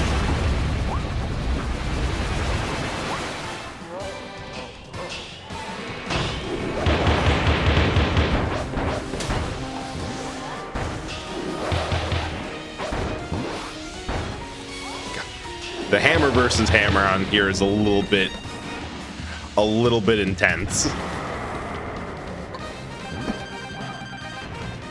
I love the background music.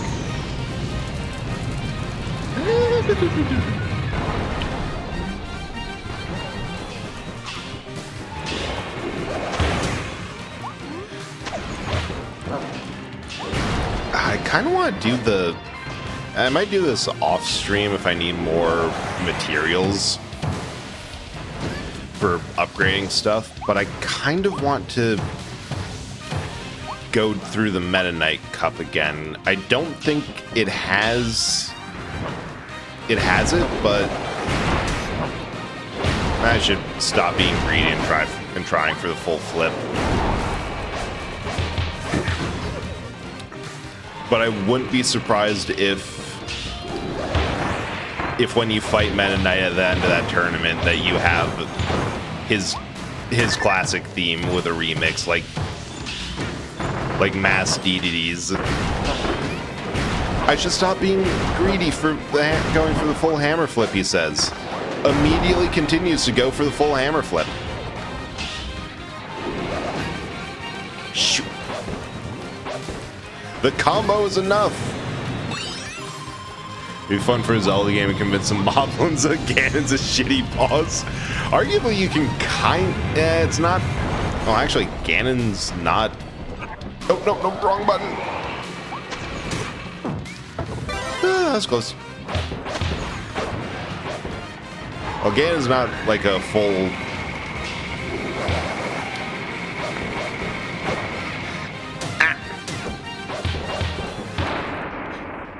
like a full presence like he is in other games, but you can kind of do that with Echoes of Wisdom.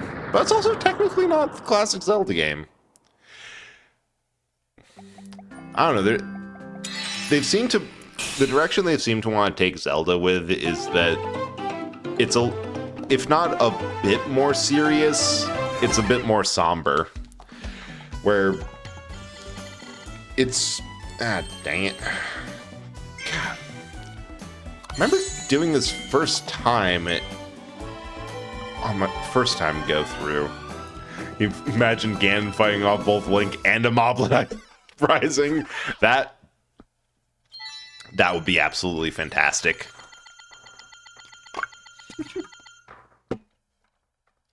Miss 9. Actually, do I need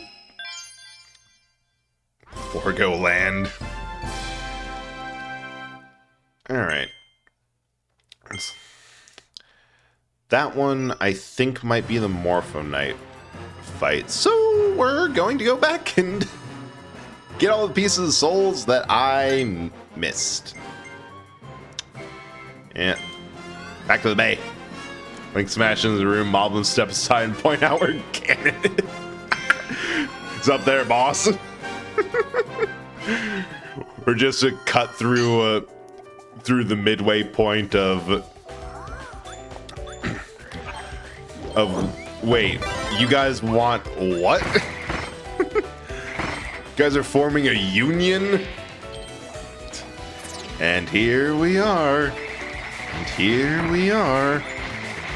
Here we are. Going back through every other stage of the game with a fine-tooth comb because I am paranoid and don't know where I miss things. Such as life. Ah! How did I miss that?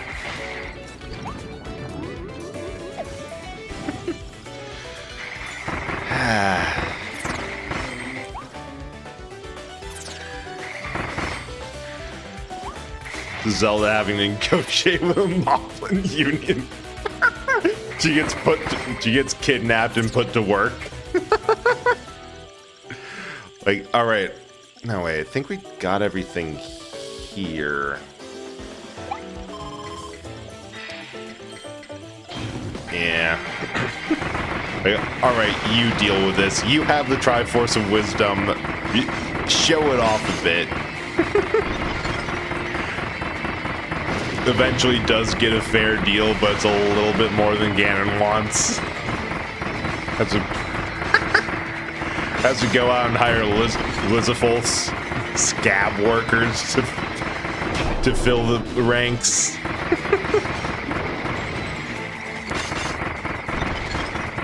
Well, I think compared to... Friend told me the Fecto Forgo wouldn't find that annoying as fuck. I'm just like, you're stuck in a room asleep because part of you is gone. Stupid message captors made for you is on fuck. Yeah, like that. I think part of it, like part of their insanity and everything, has to do explicitly with the fact that they were forced to go from Destroyer of Worlds to a cheap, family-friendly theme park attraction. And having that tour message being put on blast over and over again, yeah, that's going to affect you with all those other festering feelings of just how infuriating and insulting that all is.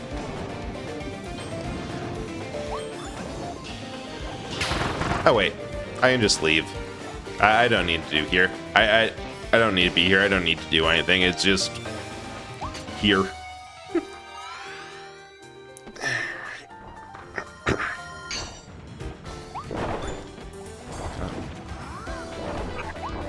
All right, another area we got everything. Where did I miss it? Did I choke at the end? Ow. Or midway through like that. You can perfect dodge the boulders. Knowing your captures. Yeah, that's the other thing. That knowing that they successfully escaped and evaded you because of that. Like despite the post-apocalyptic vibes of this place, it's not actually apocalyptic. It's just simply abandoned. Like, they forgot about it. They fucked off.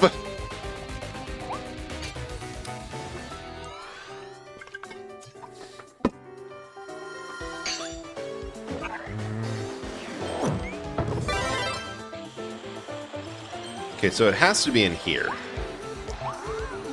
What? This is the last area. Okay, then I missed it at the start. Oh, that's a pain.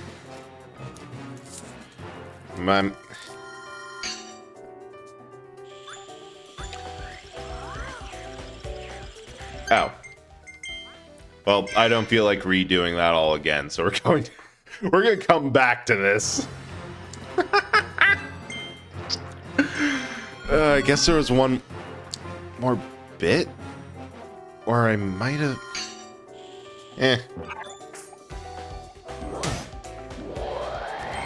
Wait, one piece here. Okay, I missed more than one. I was gonna say if the missing piece was just up here and I missed it. Spink Fug comes and ruins your plans, furthering and pissing you off even more. He is really good at that. Like Kirby is just, he shows up and he fucks up plans that he didn't even know existed. It's almost inspiring how little planning survives contact with him. I aspire to be that Ow. There it is.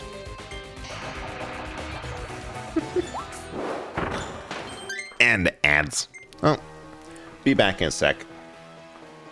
Didn't want to do that.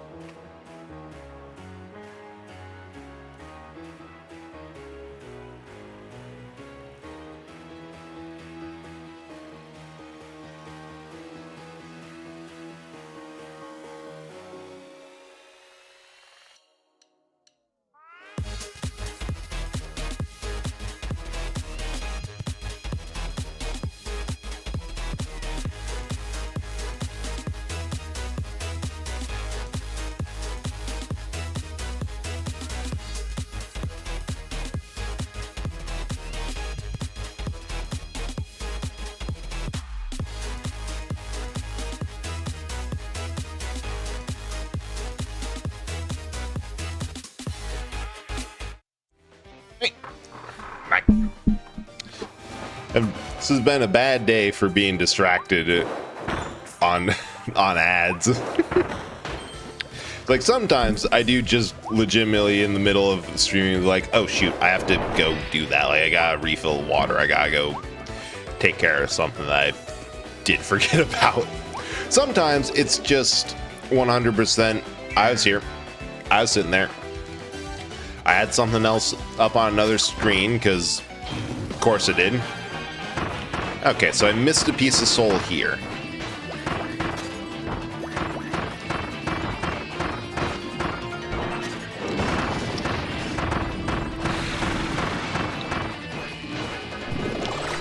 I thought I got him with that.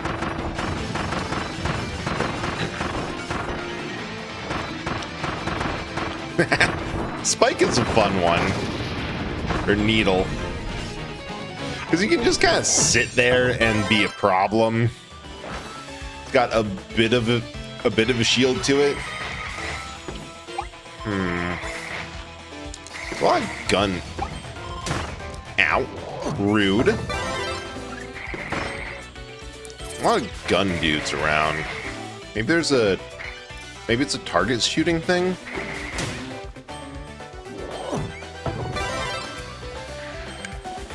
I wouldn't be surprised if that's why I missed.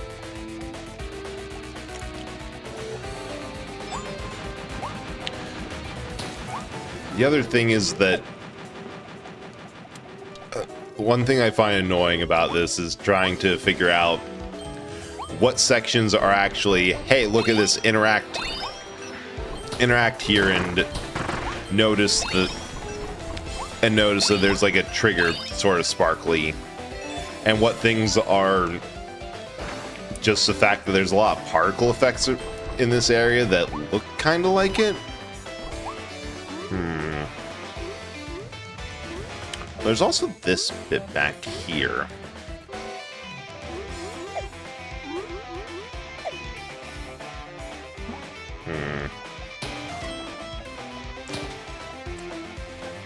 Nope, do not see it. That's partitioned off. It's also partitioned off. Best, I bet, would be like up here. Oh, there it is.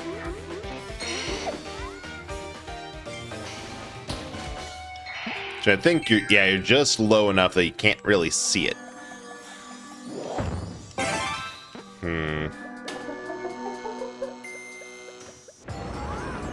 Alright, got all the bits here, so...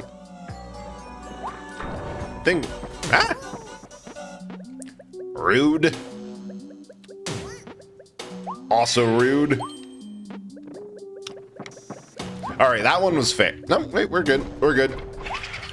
That one was polite. Now let's jump out of the way.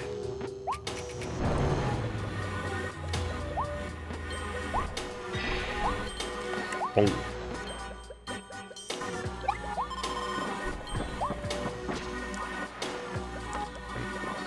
See how fast I can get through this. I think the only thing there is treasure, which... Oh, and that time I do it first try. Had to go back and spit out the bulb before. Rude.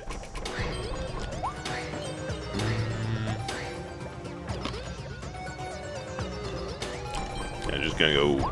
Ooh. I will take that, though.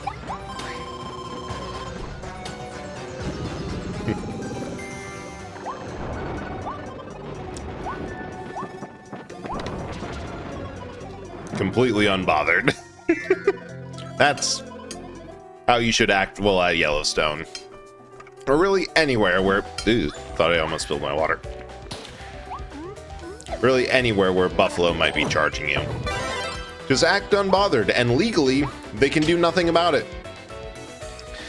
They have to leave you in that state.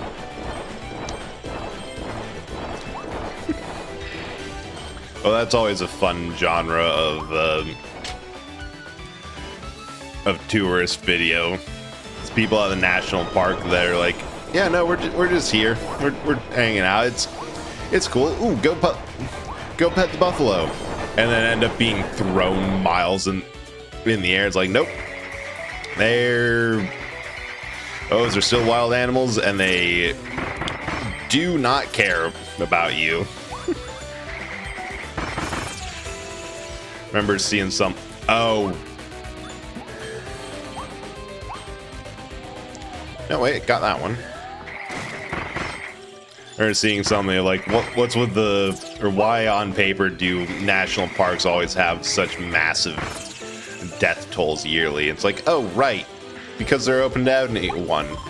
That means stupid people can just go out and go to a national park and there's nothing we can do. I'm glad that this isn't the last one we need. Because I was so mad that I fell in here and couldn't get out of the hole.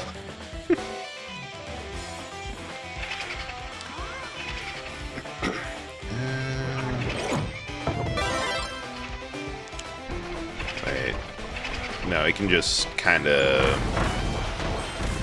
skirt around this. We don't actually have to do everything in here. We've got all the bits. Got all of Leon's jiggly bits.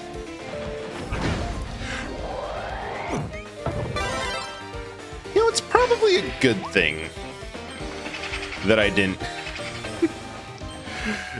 that I missed that one, because I now remember that I forgot how difficult the boss was. Yeah, let's do Needle. Ah! Fang! Oh. I thought you started early, but, well, thank you so much for the raid. How was Ender Magnolias? Get any progress? Get any more sad robots? Welcome in, Raiders. For anyone new here, I'm Elgin Shorebread, Elgin Shore from Beyond Reality. You found... Oh, thanks for the resub. Throws train. Yeah, a lot's happening at once, and there's a boss. My brain isn't going. But yeah, if you have to raid and run, totally understand. Really appreciate that. But if not, how'd the stream go? I'd love to hear about it. The gang is actually kind of more.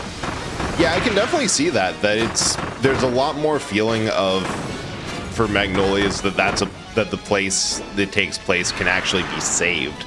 Like there's people working with you for once that. You hit town, not really towns because the whole thing is in one city, but you hit places that are like still have people and survivors that are living life, and it doesn't feel as much isolation. Oh, hey, Carol, how's it going? Yeah. I got distracted midway through my raid intro, but the only other important thing is I mostly play retro games. Tonight we're playing Kirby Forgotten Lands and piecing together a soul. Beat a robot and let us ground pound. I have no ass and I must defuse. Love it.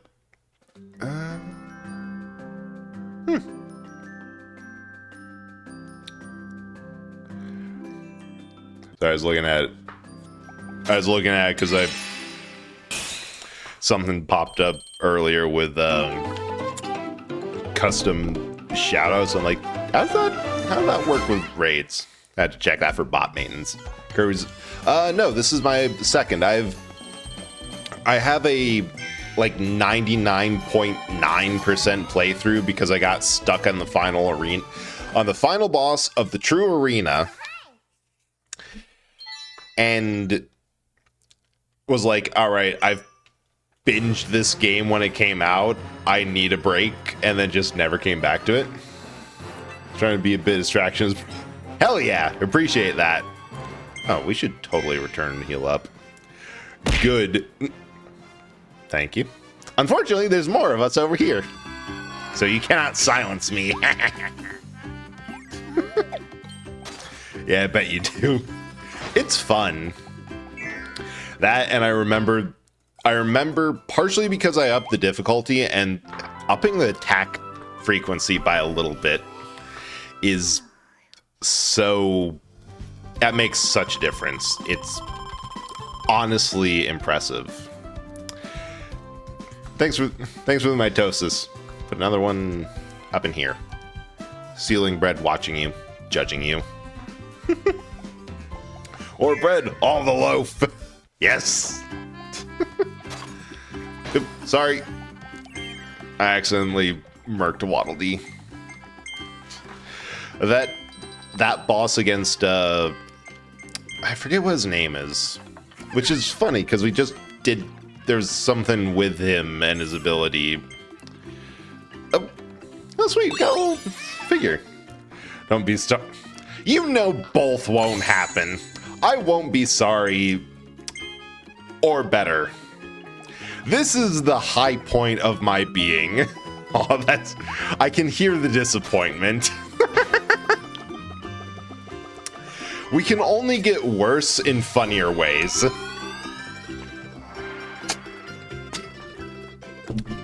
And I'm looking forward to it. I don't think anyone else is. Hang on, I just realized that the resub was for 8 months, and I refuse to process that. Alright. How much? So we got 1 there that I don't know where. 3 in Forgo Zone, and 2 in Forgo Horns. Here we go. What? Alright. No worries, like there's no attendance requirement, so you can just raid and run if you need. Okay, so we did a really shit job in this section specifically. Actually, wait, yeah, all of our problems are from here. God damn. How did it not catch it? I was like focused on making sure that I got it all. Ow. Yeah. Wait. I remember another mound had... Nope. Enter the paranoia of, is this a puzzle? Or am I just overthinking things? The answer is I'm overthinking things. Because I always do. Unless I don't think at all. That's another issue. Wait, there was a secret area earlier. I'm recalling and remembering. I think... Because these are just remixes of the original levels, so... It makes sense. Or I'm lying to myself and and there's a false memory of a side street back here. It appears false memory, side street doesn't exist. Just in case, dig around and blow up absolutely anything. Like I know my mind tells me that there has to be a marker, like it's not just going to be, oh yeah, a random thing that we didn't tell you about. There has to be a thing. Like here, there's 4 little dig spots all around a mound with a handful of Poppy Bros juice. Yes, here, I wasn't crazy.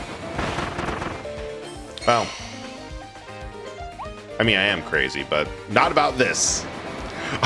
I was crazy and right for once. Crazy as well. Is that? Yeah, that's totally okay. Yeah, we can be crazy together. All we need is a rat. Where's Zarataro?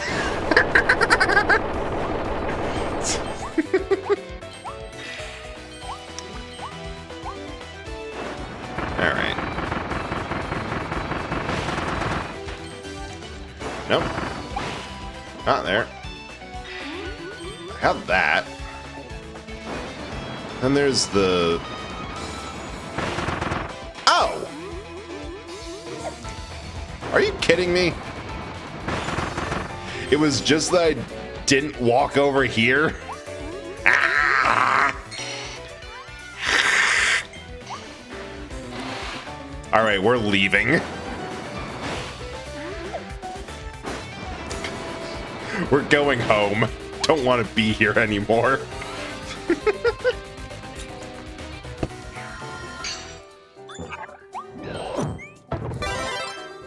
Got Jack in Box add another stream. Not even my area. Right? That is... The ad placement, I will say it again, I honestly feel like it's... The enshittening of the internet is also hitting advertisement accuracy. It's like... Unless you're using a VPN... How do they get that wrong? It should be like pretty simple. Okay, process the 6 months of hell I've been through. Look, that's not my fault.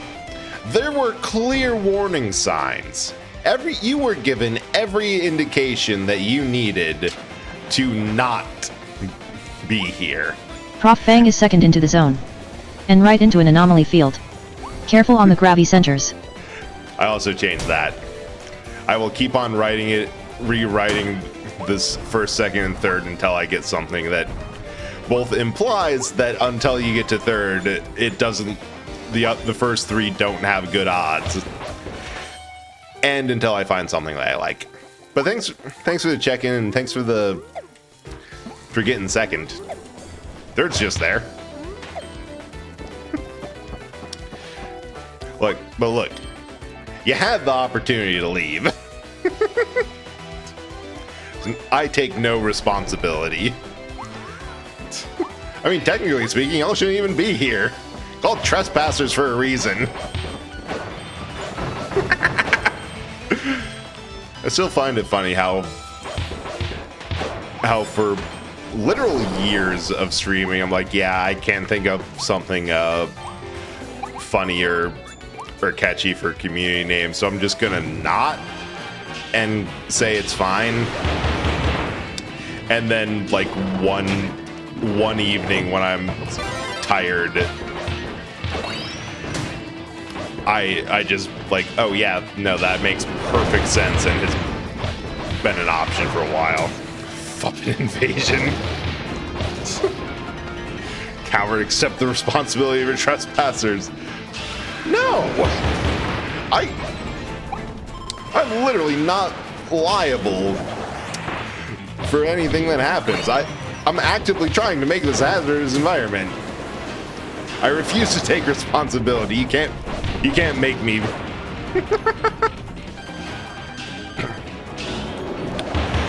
And definitely not of any Fuppets. That's your own fupping responsibility. Which, by the way, it impresses me how much mileage you've gotten out of that one puppet PNG tuber. But it's simultaneously amazing for like when you need a PNG, but also you have two amazing reaction images.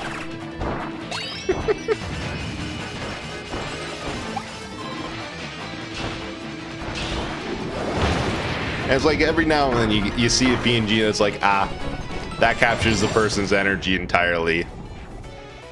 And this is one. Yeah, it works for there's no situation that cannot be made, if not better, then at least more so than throwing a puppet at it. Taking that as a compliment? Exactly. Ugh. I guess we just gotta sit here until like a half-rate memory card for PS2. It's on a slow boat from a long way away. Actually, yeah, but yeah, I think the memory card that I got for a PS2 a while ago, it took like 3 months to ship. Like, I need more storage space. I am out of it. I'm going to get a 64-bit memory card, and that's going to be more than I can ever fill. Yeah. Oddly specific memory for. Don't remember this sec. Yeah, it's just they added a couple. I think there's two in. No, this is the only one for Forgo Winter Forgo or Forgo Horns or whatever. That's different, but they add like little platforming challenges, which I kind of like. Oh right, this is the end game. We've beaten the main game, and now we're on the section where you have to put together the second to last boss's soul in a dreaming hellscape where he's trapped.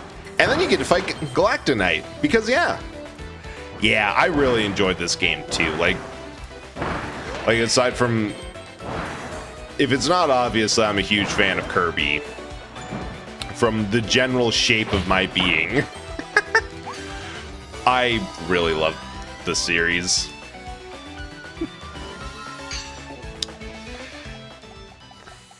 And like, on one hand, I have gotten a little bit burned out by Nintendo's tendency to put a whole lot of game in their games. In that, like with Pikmin 3, I got to a point where like, all right, I have done the main story. I've found all the treasures. I've gotten all the rest, all the missing people. There's one more area. And then got through that, like, oh my god, there's a bonus dungeon. Oh my god, there's a challenge mode. Oh my god, there's another game mode that's a retelling of the original Pikmin with new mechanics. How much game is in this game? It's fun watching one Eldritch horror play as an Eldritch horror. Look, on one hand, this is a fun stream idea and fun for everyone involved. On the other hand, I might be cheating the system by playing a bit of games and doing a bit of research. Getting ideas. Figuring out how to improve. Oh. Damn. Whisper, DM me what you want on the brick, and I'll see if I remember how to do that. It's been a while. Redwell, there's no hands on you. Yet. Yeah, thank you so much for redeeming that. Getting bricked. Is that a brick emote? I love that.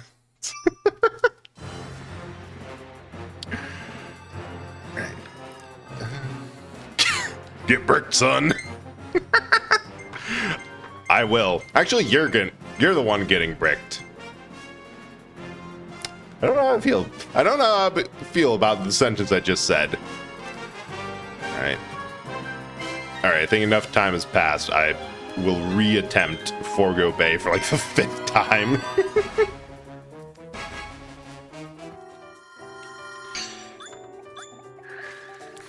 Last World being this open level hub, so cool. What do you mean refuse to participate in this brick-based economy? You're the one who has to get your face on a brick. Yeah, I do. I really love the hub designs because, like, one of my favorite thing about Kirby is that they often have a A-B story sort of thing. Like, the first part is pretty easy and approachable for anyone involved. Like, it's a fun little casual game. And then you get to the post game, or like the second half of the game, and it's like, oh, that is either going to haunt my nightmares, or I'm going to be obsessed with that character design. Example, 02 from 64. My Eldritch form was almost based off of them. So when I'm making a V-Pet stream toy, one of the frames was the Protest Boy. It was brick textured. Hell yeah. That's my life goal. Currently at 9K. Gotta get those numbers up. NME from Nightmare was also yeah. Yeah, we were talking about Nightmare earlier and how they're a one-off villain and just so different that they didn't really want to. They weren't like a world-destroying threat like a lot of the other ones were. They just wanted people to suffer. Rookie numbers, gotta pump them up. Alright, I think I got everything here, so where's the last piece? I thought it was. Ow. I thought it was this section in the end, and it was kind of main. Yeah, main villain in the anime. I remember what that was actually my first introduction to Kirby. Just getting that, or getting episodes of that online in, that was probably above board. Probably above board sites. And just the dynamic of, yeah, sure, we'll sell you shit. We'll get, you want a monster? You want, like, the fact that it was a Monster of the Week style anime, and the Monster of the Week was literally just, yeah, here's our newest product. Arc was air. Yeah, that makes sense. Now that I think about it, like, I wasn't aware of Arrow Riders until after done watching it as a kid, but I am so excited for the fact that we're getting Air Riders 2. Like, that is a game that when I played pretty young. Like, a friend had it and he'd bring it over. And I remember getting the ROM of it a couple years ago and being surprised that, like, oh, in my memory, the city trial stage was so much huge, was absolutely massive compared to what it actually is. And it is a shop in Air Riders. Yeah, right. Yeah, they announced it a while ago. It's going to be on Switch too. And it's pretty much the biggest reason I have for Switch. Awesome. Hey, Tara. Hang on. I keep on forgetting to update yours because I still have your old name on there. Oh, one left? I remember going through it, right? Dia's too good for Nintendo to actually... Might be the game that pushes me over the edge on Switch. Yeah, that one is... I am standing strong on... I'm going to give it a bit more time. Just let... If there's any known issues with the Switch 2, or just to make sure that there's a couple more games out for it, like try and get a deal or something. Just like my standard, making sure I don't get skunked on a release before like the best time to save that. Yeah, but like Air Riders, if anything pushes me over the edge to buy before I'm like, nope, gotta wait, it would be Air Riders. Okay, where's the...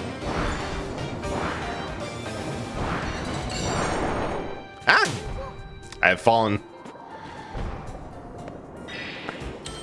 Battery life being worse than the OG Switch turns me off, especially since I only play portable. Yeah, that would be pretty huge. Like, that alone, I think you're more than justified in waiting for like the Switch 2 Pro or the Switch 2 Super or the OLED whatever version that they'll definitely eventually make, because that has to be down here somewhere. Has to be just like off on a side, out of the way, out of view. BSU and Switch 2 and days appeared to be GameStop stapling receipts to the screen. What? There's the last. God, that was such an easy.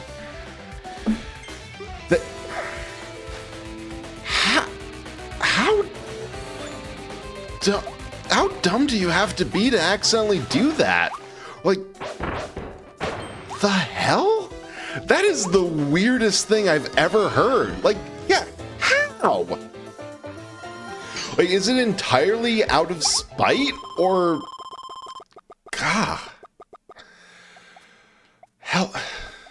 I mean, yeah, that's the other thing. I want the stapler that did this. Like, punching through a screen? I know Nintendo is not nearly as indestructible as it was. Insert traditional reference to the Gulf War Game Boy that was a bombed out barracks and managed to, and is running Tetris in the Smithsonian. Oh, that took way too long for me to not be embarrassed by. but like they should be stapler resistant. What happened is Nintendo packaged the Union in a way that the screen is face up on the top inside the box, so GameStop for pre-order staple receipts to the outside. Yeah, you have to press hard for that. So many wrong. Create puncture marks on the top layer of the screen to multiple people reported. Also, just don't staple things with the console box. People, right? Like that's. Oh god, what did you? It's fine. It's fine. We're fine here. Oh, and I can get up. I'm glad. I do appreciate clips. Like, no matter what it is, if it's something that you think is fun enough to clip, please do. It helps out a lot.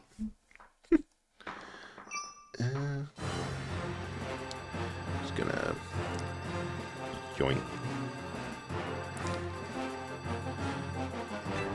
Yoink the link for the Discord. Because I like having a... I think we got everything.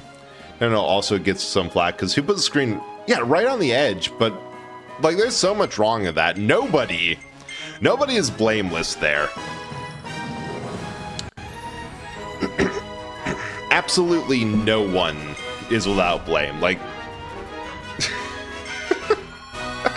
the screen followed by launch lock. I have fallen. What choice of what? If there is anything for how I die, it's if it's in some stressful situation like that, it's going to be a complete and total non sequitur. Oh, thanks for checking. No, like, hang on, I didn't see how many soul bits I missed. Out and in. But, like, yeah, there's so much wrong with that. You think you would design the box so... Oh, 3 pieces. We messed up so bad here. Like, you design the packaging to protect the console and screen. Like, it should not be that shallow. And also, stapling things to pre-orders? Like, just bag it up or hand it to them. Like, I can see, or tape it. I can see the need to put the pre-order or the receipt to the pre-order. Like, hey, here's the pre-orders. Go grab the one with your name on it. However, this is awful. This is also GameStop, so I can't be too surprised because they're GameStop. Oh, that's one. Yeah, GameStop literally bagged every order first and attached receipts to the bag. Yeah, that's insane. You're gonna wait for the V2 or OLED? Yeah. The other thing is I'm curious if they're going to do something like the... Wait. Yeah, we got everything. We can just leave. If they're going to do something like the PlayStation, or like Sony did with the PlayStation, where there's a lot of new games coming out for it, a lot of new exciting stuff. They're also all available for the PS4. Like, one of the biggest issues with the PS5 and why I, aside from a handful of games, I regret buying it except for like Final Fantasy 16, one or two others. 7 Remake was fun, but I have yet to finish it. I really should just go play it. But aside from a few, there were so many games that could have just been bought. Wait, that preserved my hat? I preserved my hat. Oh, nice. Well, there was so many things that were just released on the PS4 and PS5. Like, it didn't feel like it didn't really feel like you were getting much value out of getting the next thing, or the next console. It just felt like, it's like, yeah, if you want better graphics and don't want to buy... Ooh. Start Gem. If you want... Yeah, I was planning on selling PS5 this weekend, right? Especially if you have a good enough PC, because that's the other thing with streaming. I can reasonably run quite a bit. The only thing might be the new Indiana Jones and the Great Circle, which I do want to get. Like, I'm a Circle, it's about Great Circle, it's about me. Literally no exclusive left aside from Astrobot, which honestly, that one's kind of fair because exclusives. Nintendo somehow gets away with it just because they're Nintendo and they've been doing it for so long, but it doesn't drive sales like it used to. Interesting. More console releases nowadays have it's no fanfare, starting titles. Like, Nintendo has more stuff that I've seen than like PlayStation. Like the new Donkey Kong, new Air Riders, there's stuff I'm excited for, but Nintendo's the last one. Oh, which reminds me, I have to get Astrobot. I really wanted that one, but it was at a stretch of getting distracted and not having the funds to spare. Be new to quit. Oh yeah, do those chores. Take care of yourself. Good luck, and thanks again for stopping by and chatting the clips and all that. Astrobot's so good. Yeah, that's what I've seen, every bit of it. But even then, Astrobot's kind of it's a game that's more... On one hand, it is a mascot platformer, which I'm so glad Sony got humbled by the thing that they used to be good at and known for and have ignored for so long. Like, yeah, a mascot platformer. That did really well compared to everything else you've been pushing. But on the other hand, it's kind of a look, we did the thing game of the big thing. Yeah, good for Sony. Or go for Tony. Surprised Deltarune was kind of being advertised as the launch shot. Yeah, I mean, that's huge for him considering it's a indie dev, and I think it's like him, a small team. I'll be back. Can't get rid. I can hope I can get rid of you that easy. But from what I've heard, it's kind of wild that of the games that have crashed Steam servers lately, one of them is an indie game by a very small team.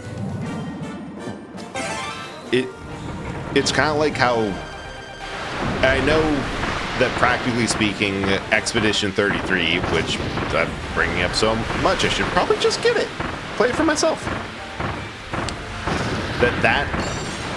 That game technically isn't. It's more of a AA game. It's not a small team of indie devs, like, which no one on the dev team for that game said. It's got a lot of people involved, but just games not being made by huge studios. It's nice. It's nice to see that, like, hey, maybe the problem isn't your budgets or how much or what players want. Maybe they just want what you've always had, but you've been so focused on needling out every little ounce of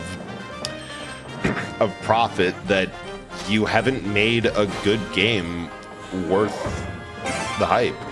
Plus, that Nintendo has a lot of flaws that they should be yelled at daily for. Like, they are not a good company. They're just as bad as Microsoft and Sony in many ways. But one thing they did do, they pushed indies. Like, they can at least recognize that there's value there. And really, because, like, Silksong, that's an indie game, and while I don't believe it exists just yet, that's being pushed. And Deltarune and everything else, it's great to see. And yeah, it's not only made, and Deltarune's not only made by a dog, it's made by an annoying one at that. Annoying one that causes problems. You love to see it. Gives me hope. Nintendo's greedy corporations, gaming companies are mean. It's one of those, areas where nobody involved, if they're connected to a huge company, is a good entity. There's some that can be better, some that can be worse, but there's a huge reason you keep on hearing horror stories about crunch and dev time. Like, shoot, one of my last college classes before I graduated was a computer graphics class. And at the end of it, like, the last week was just dedicated to the professor sitting down and talking to everyone like, hey, if any of you are thinking of getting into game design and stuff like that, reconsider. This is not a good industry. Like, if you're going into this, you have to make sure that it's exactly what you want, because, like, it is not only soul destroying, it's body destroying. And more often than not, it comes in two flavors. There's indie crunch, where it's we have to crunch because we are all passionate and kind of insane, and if we want this done on time and under budget, that's our option. And then there's AAA crunch, which is, hey, I know we said that we would let you see your families this Christmas. We lied, and life is full of disappointments. Get back to work. But 100% support the current higher prices of game devs were... Yeah, like, honestly, if it was just, like, we're not going to crunch, we're going to be paying... Like, we're bringing it to a point where the devs are being respected, but I would be fine with that. I'm like, yeah, good. I would pay more money for these games if the devs aren't selling their souls for creating them.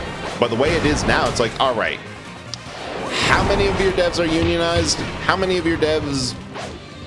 times can you guarantee that these games aren't made with the expectation or possibility of crunch?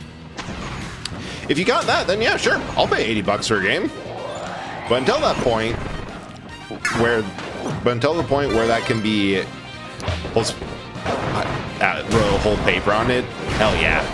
Like, until that point that it can be guaranteed that devs are being respected, it's just, yeah. AAA crunch. Do you enjoy living in your cubicle? Yeah, they don't even give you a bed for it, or like a sleeping tube. It's awful. Yeah. It's why I feel that piracy against Nintendo is usually always justified, because, like, even if they're losing money, it's a massive company. They should be a bit more focused on why. Yeah.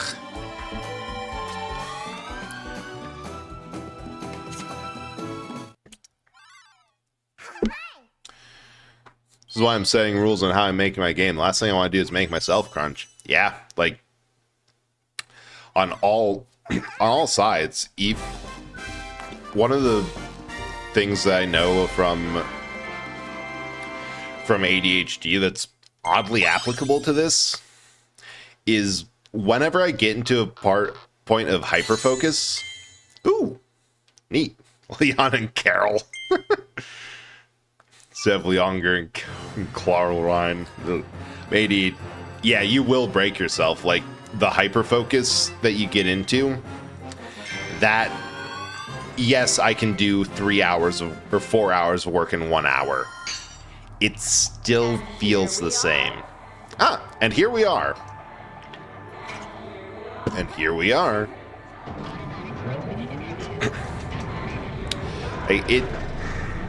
You will destroy yourself from doing that much work that intensely. It's good to have a scheduler, even if it's just like, all right, I'll work as hard as I can through the day, but after 8 p.m., I am not. I'm shutting everything down and giving myself 2 hours to be human. Aw. Something so cute, the little chinchilla, like, here's your soul back.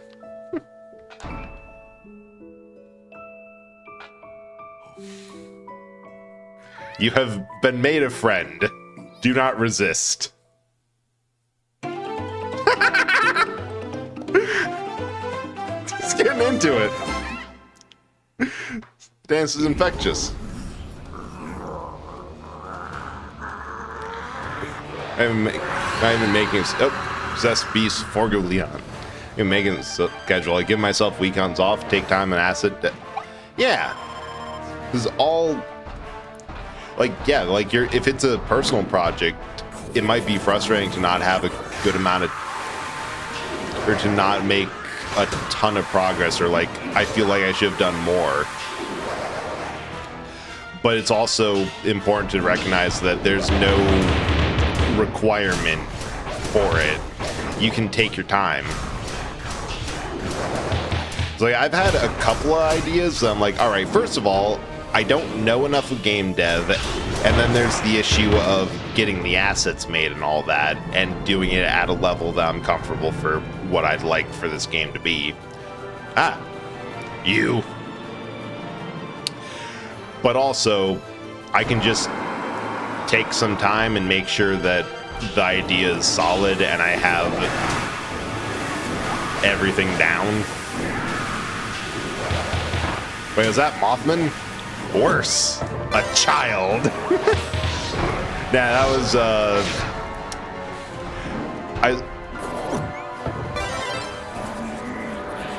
Wait. No, I can't... Oh. Ow. I can't just,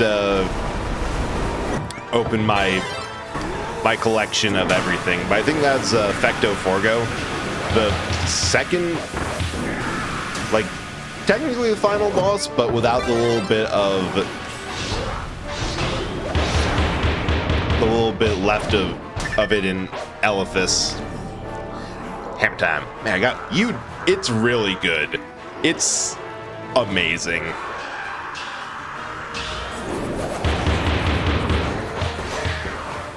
Also, I refuse to use any strategy other than hammer flips.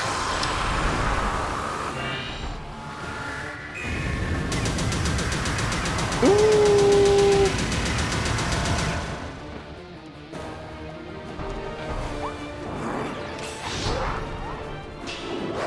I keep on forgetting the button.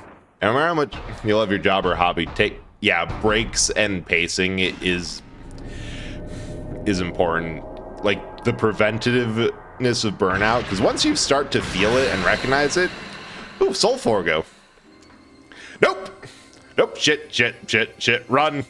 That's not good. That is really not good. That's bad. We have a Borb fight. We are fighting a bad orb. Thing's so veiny. Fluttering Dream Eater, Morpho Knight. I love how it's just like, oh, that's not good. And also how it's a joke intentionally on the dev team of, hey, you know how every time we make you fight the final boss and then the final boss's soul? Yeah, no, you're not doing that this time. Go have fun with Morpho Knight. Is that better?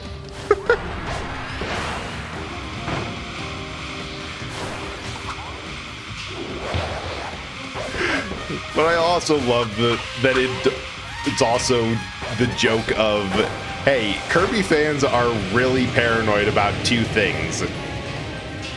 Butterflies and cute things.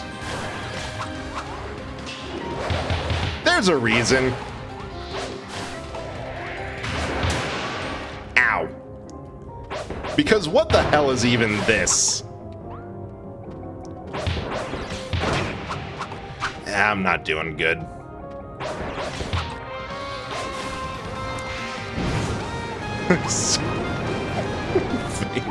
Entirely true. Yes, and you should be afraid of like half of them. I'm being too greedy with the...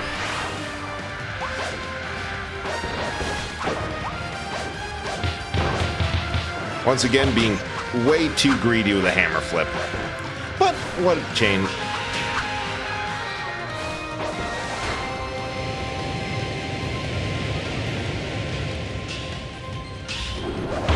However, sometimes it pays off. Need too greedy. That would just be a straight shot up to the max counter size. Especially because, like, I say it because it's a known issue for... I don't know what I expected to happen there. It's a known issue for me. Greed is good. Wario approves this message. Yes.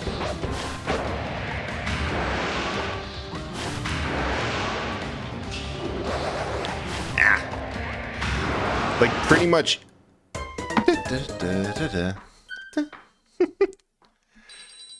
Let's preach. If you're starting to feel burnout, don't push it any further. And at that point, it's probably too late to begin with. Let's try this. Alright. If it drops... Ooh. Yes, alright. Perfect. We can just keep on going. And Cutter is so much safer. So much safer than Hammer. I don't need to be fast. I just need to be a little bit cautious. Ah!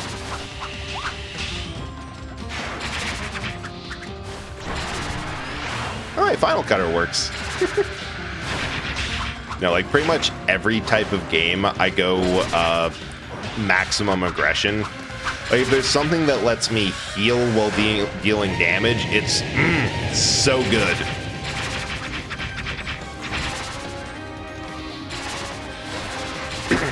But even for shooters, I tend to go for either high risk, high rewards, like shotguns. Absolutely love Doom's super shotgun. Or like a SMG. I usually just don't grab a shield or anything whenever I'm playing like an Elder Scrolls game. Just in the background like that. Hang on. Through the shelf and move. Hey! What? Man. Well, it seems like I'm going to have plenty of ideas for what to use from what I've learned for this game on people, because, God, my stuff is being disrespected. How are you doing, Mecha?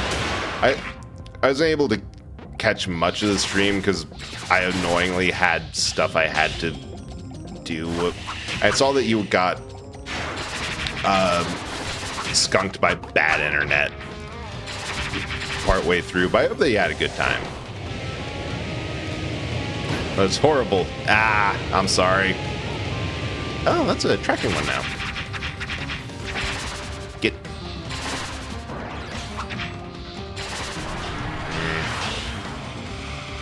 Okay, I can work with that. Oh, you were so close to teleporting right into it, Morpho.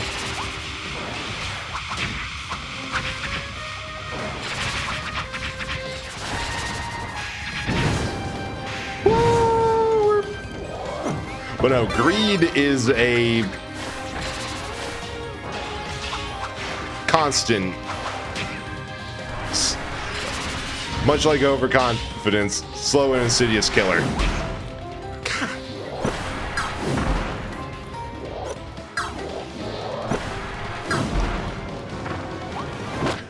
Oh, come on! How are you gonna do? Just finish the D&D set. Oh, nice. Hope that was fun. All right. And here we are. Well, when in doubt, I'm thinking this might be the better choice. Player entered the kilt. I am excited and love that for you. I'm sure they would rather not. I think I chose the wrong one. The problem is going to be able to see this while dodging, and it deals... it's easier to close the gaps on them. him, her, them. For whatever reason, I feel like Morpho Knight's female, but I have no idea what to base that on other than the fact that they're a bitch to deal with. That wasn't that funny. I shouldn't have said that. But yeah, I feel like this isn't the play because it's low damage. It makes up for consistency, but it also is hard to...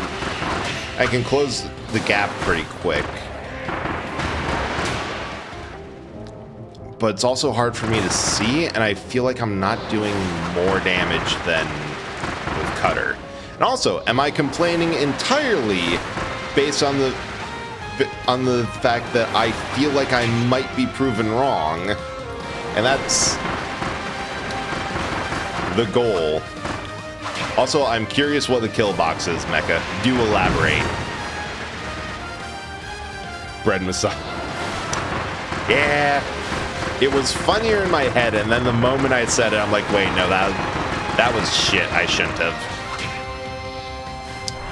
Especially because it runs counter to my other joke of intentionally going against, potentially getting the gendered insults of bitch and bastard reversed.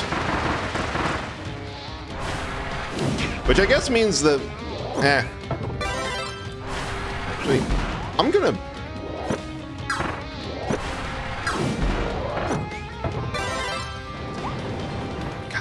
I'm actually doing more damage by just doing the suck star method.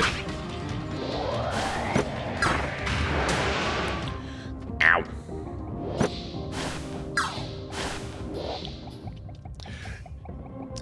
Bitchard. No, that's what I use for non-binary friends. Because it's like, wait, I don't know which one is... I don't know which one is inappropriate for you. And I want to make sure I get it wrong. So I'm just going to call you a bitchard.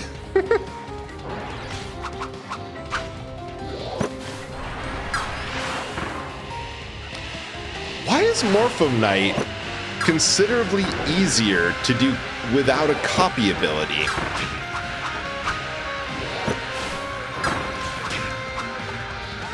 Like, I just have to not choke.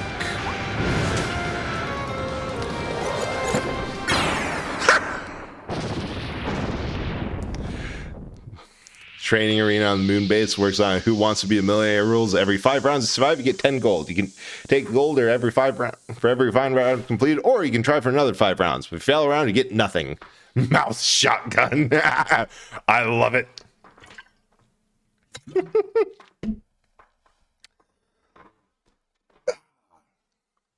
Well, that's Morpho Knight. And we got their sword. Thank you. Evolve the sword.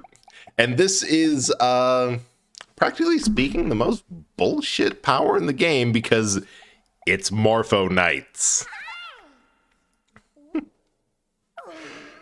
Like, aw, man. We spent all that time and this is just, and we just have a soulless homunculus.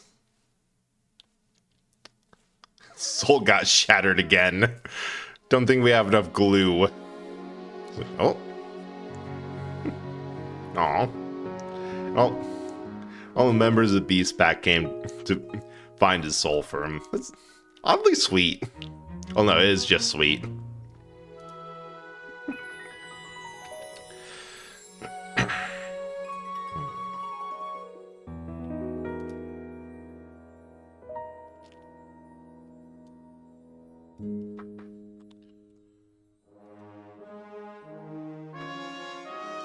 Give him back his mark. Surround yourself by friends who, when you lose your marbles, get possessed again. Get the evil beaten out of you. And that evil ends up being, once again, overridden by something else. We'll help you find your marvel.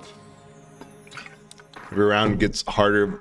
Round 1 is 3 wolves. Round 2 has 4 chokers. Who knows what round 3 will be? God, I do. I know. Hands are... Yeah, there's a little bit of size difference between the Well, I suppose they're both bosses, but the big and imposing final bosses and the midpoint boss. Oh, for dimorphism, but dang. I also think that they're different species, that Leonger's a lion and then Clawron's a leopard. Not yet. Because we're doing this on stream. Okay, back. Okay, good, game's over. Sorry. But we are going to go... I do want to 100% this file on stream, which means there's going to be one stream of me just going insane, trying to... No. I'm just going to evolve the sword ability, because it's essentially how I was saying earlier, that the hammer is an evolved version of the sword. Morpho Knight's sword is like everything good about the sword with the sheer damage output of the hammer. Oh my god, hi Lumi, how's it going? Looks, Kirby Kill Box, a Kirby box. Like, yeah, the weapon upgrades I absolutely love, because aside from the sheer variety and how it changes, it also has some cool reference, and it's the closest that we'll ever get to the copy ability mixing of the original of Kirby 64. Also, hi Butterfly, hope you're having a good day. We just got the most BS power in the game. Or, are you here to catch these? I'll come in. A new treasure road? Alright. Oh, hey Sith, how's it going? Oh, I evolved everything. Nice! I'm honored. On we go, figurine. I mean, I feel like I'm winning the war. But also, can I? Oh, God, I can power that up even more. Hang on. So there's all the fun stuff about the regular sword. It hits like a truck. And that's basically this version of hammer flip. Is there anything else? It was... There you went. Yeah, I can't believe. Hope everyone's doing well. Because I just wanted to get the quick hit of the power that is this stupid sword. Just got back. Oh, nice. What'd you see? Curious. Oh. Man. No, I get that. There's been a couple times where I have forgotten to follow someone and I had like 3,000 points in their channel, so it happens. But I love this description. For the final battle, a fluttering fiend arrives to cast his judgment. This dangerous weapon grants that form to any who wields it. For Kirby, handling this power is a breeze. You know, so casually unmanageable that this butterfly that corrupts the strongest thing it can find and has landed on Kirby several times in ending cutscenes. He doesn't notice. I was also honestly fair, Lumi. I am actually going to end right now because ads are coming and oh yeah, Kirby's horrifying. 25 year. Ooh, Dogma. Nice. That sounds like a time. But honestly, I had such fun today, and thank you all for coming by. It was great. I am going to go crash and eat some nachos. Yeah, we're going to be rating Neurosis. They are a virus VTuber in Windows 95. They're playing one shot because I figure it's cute. And yeah, but appreciate it. My brain's fried. I don't have words to say how much I appreciate it. Also, there's like 500 followers. And I'm still not processing that. So appreciate it.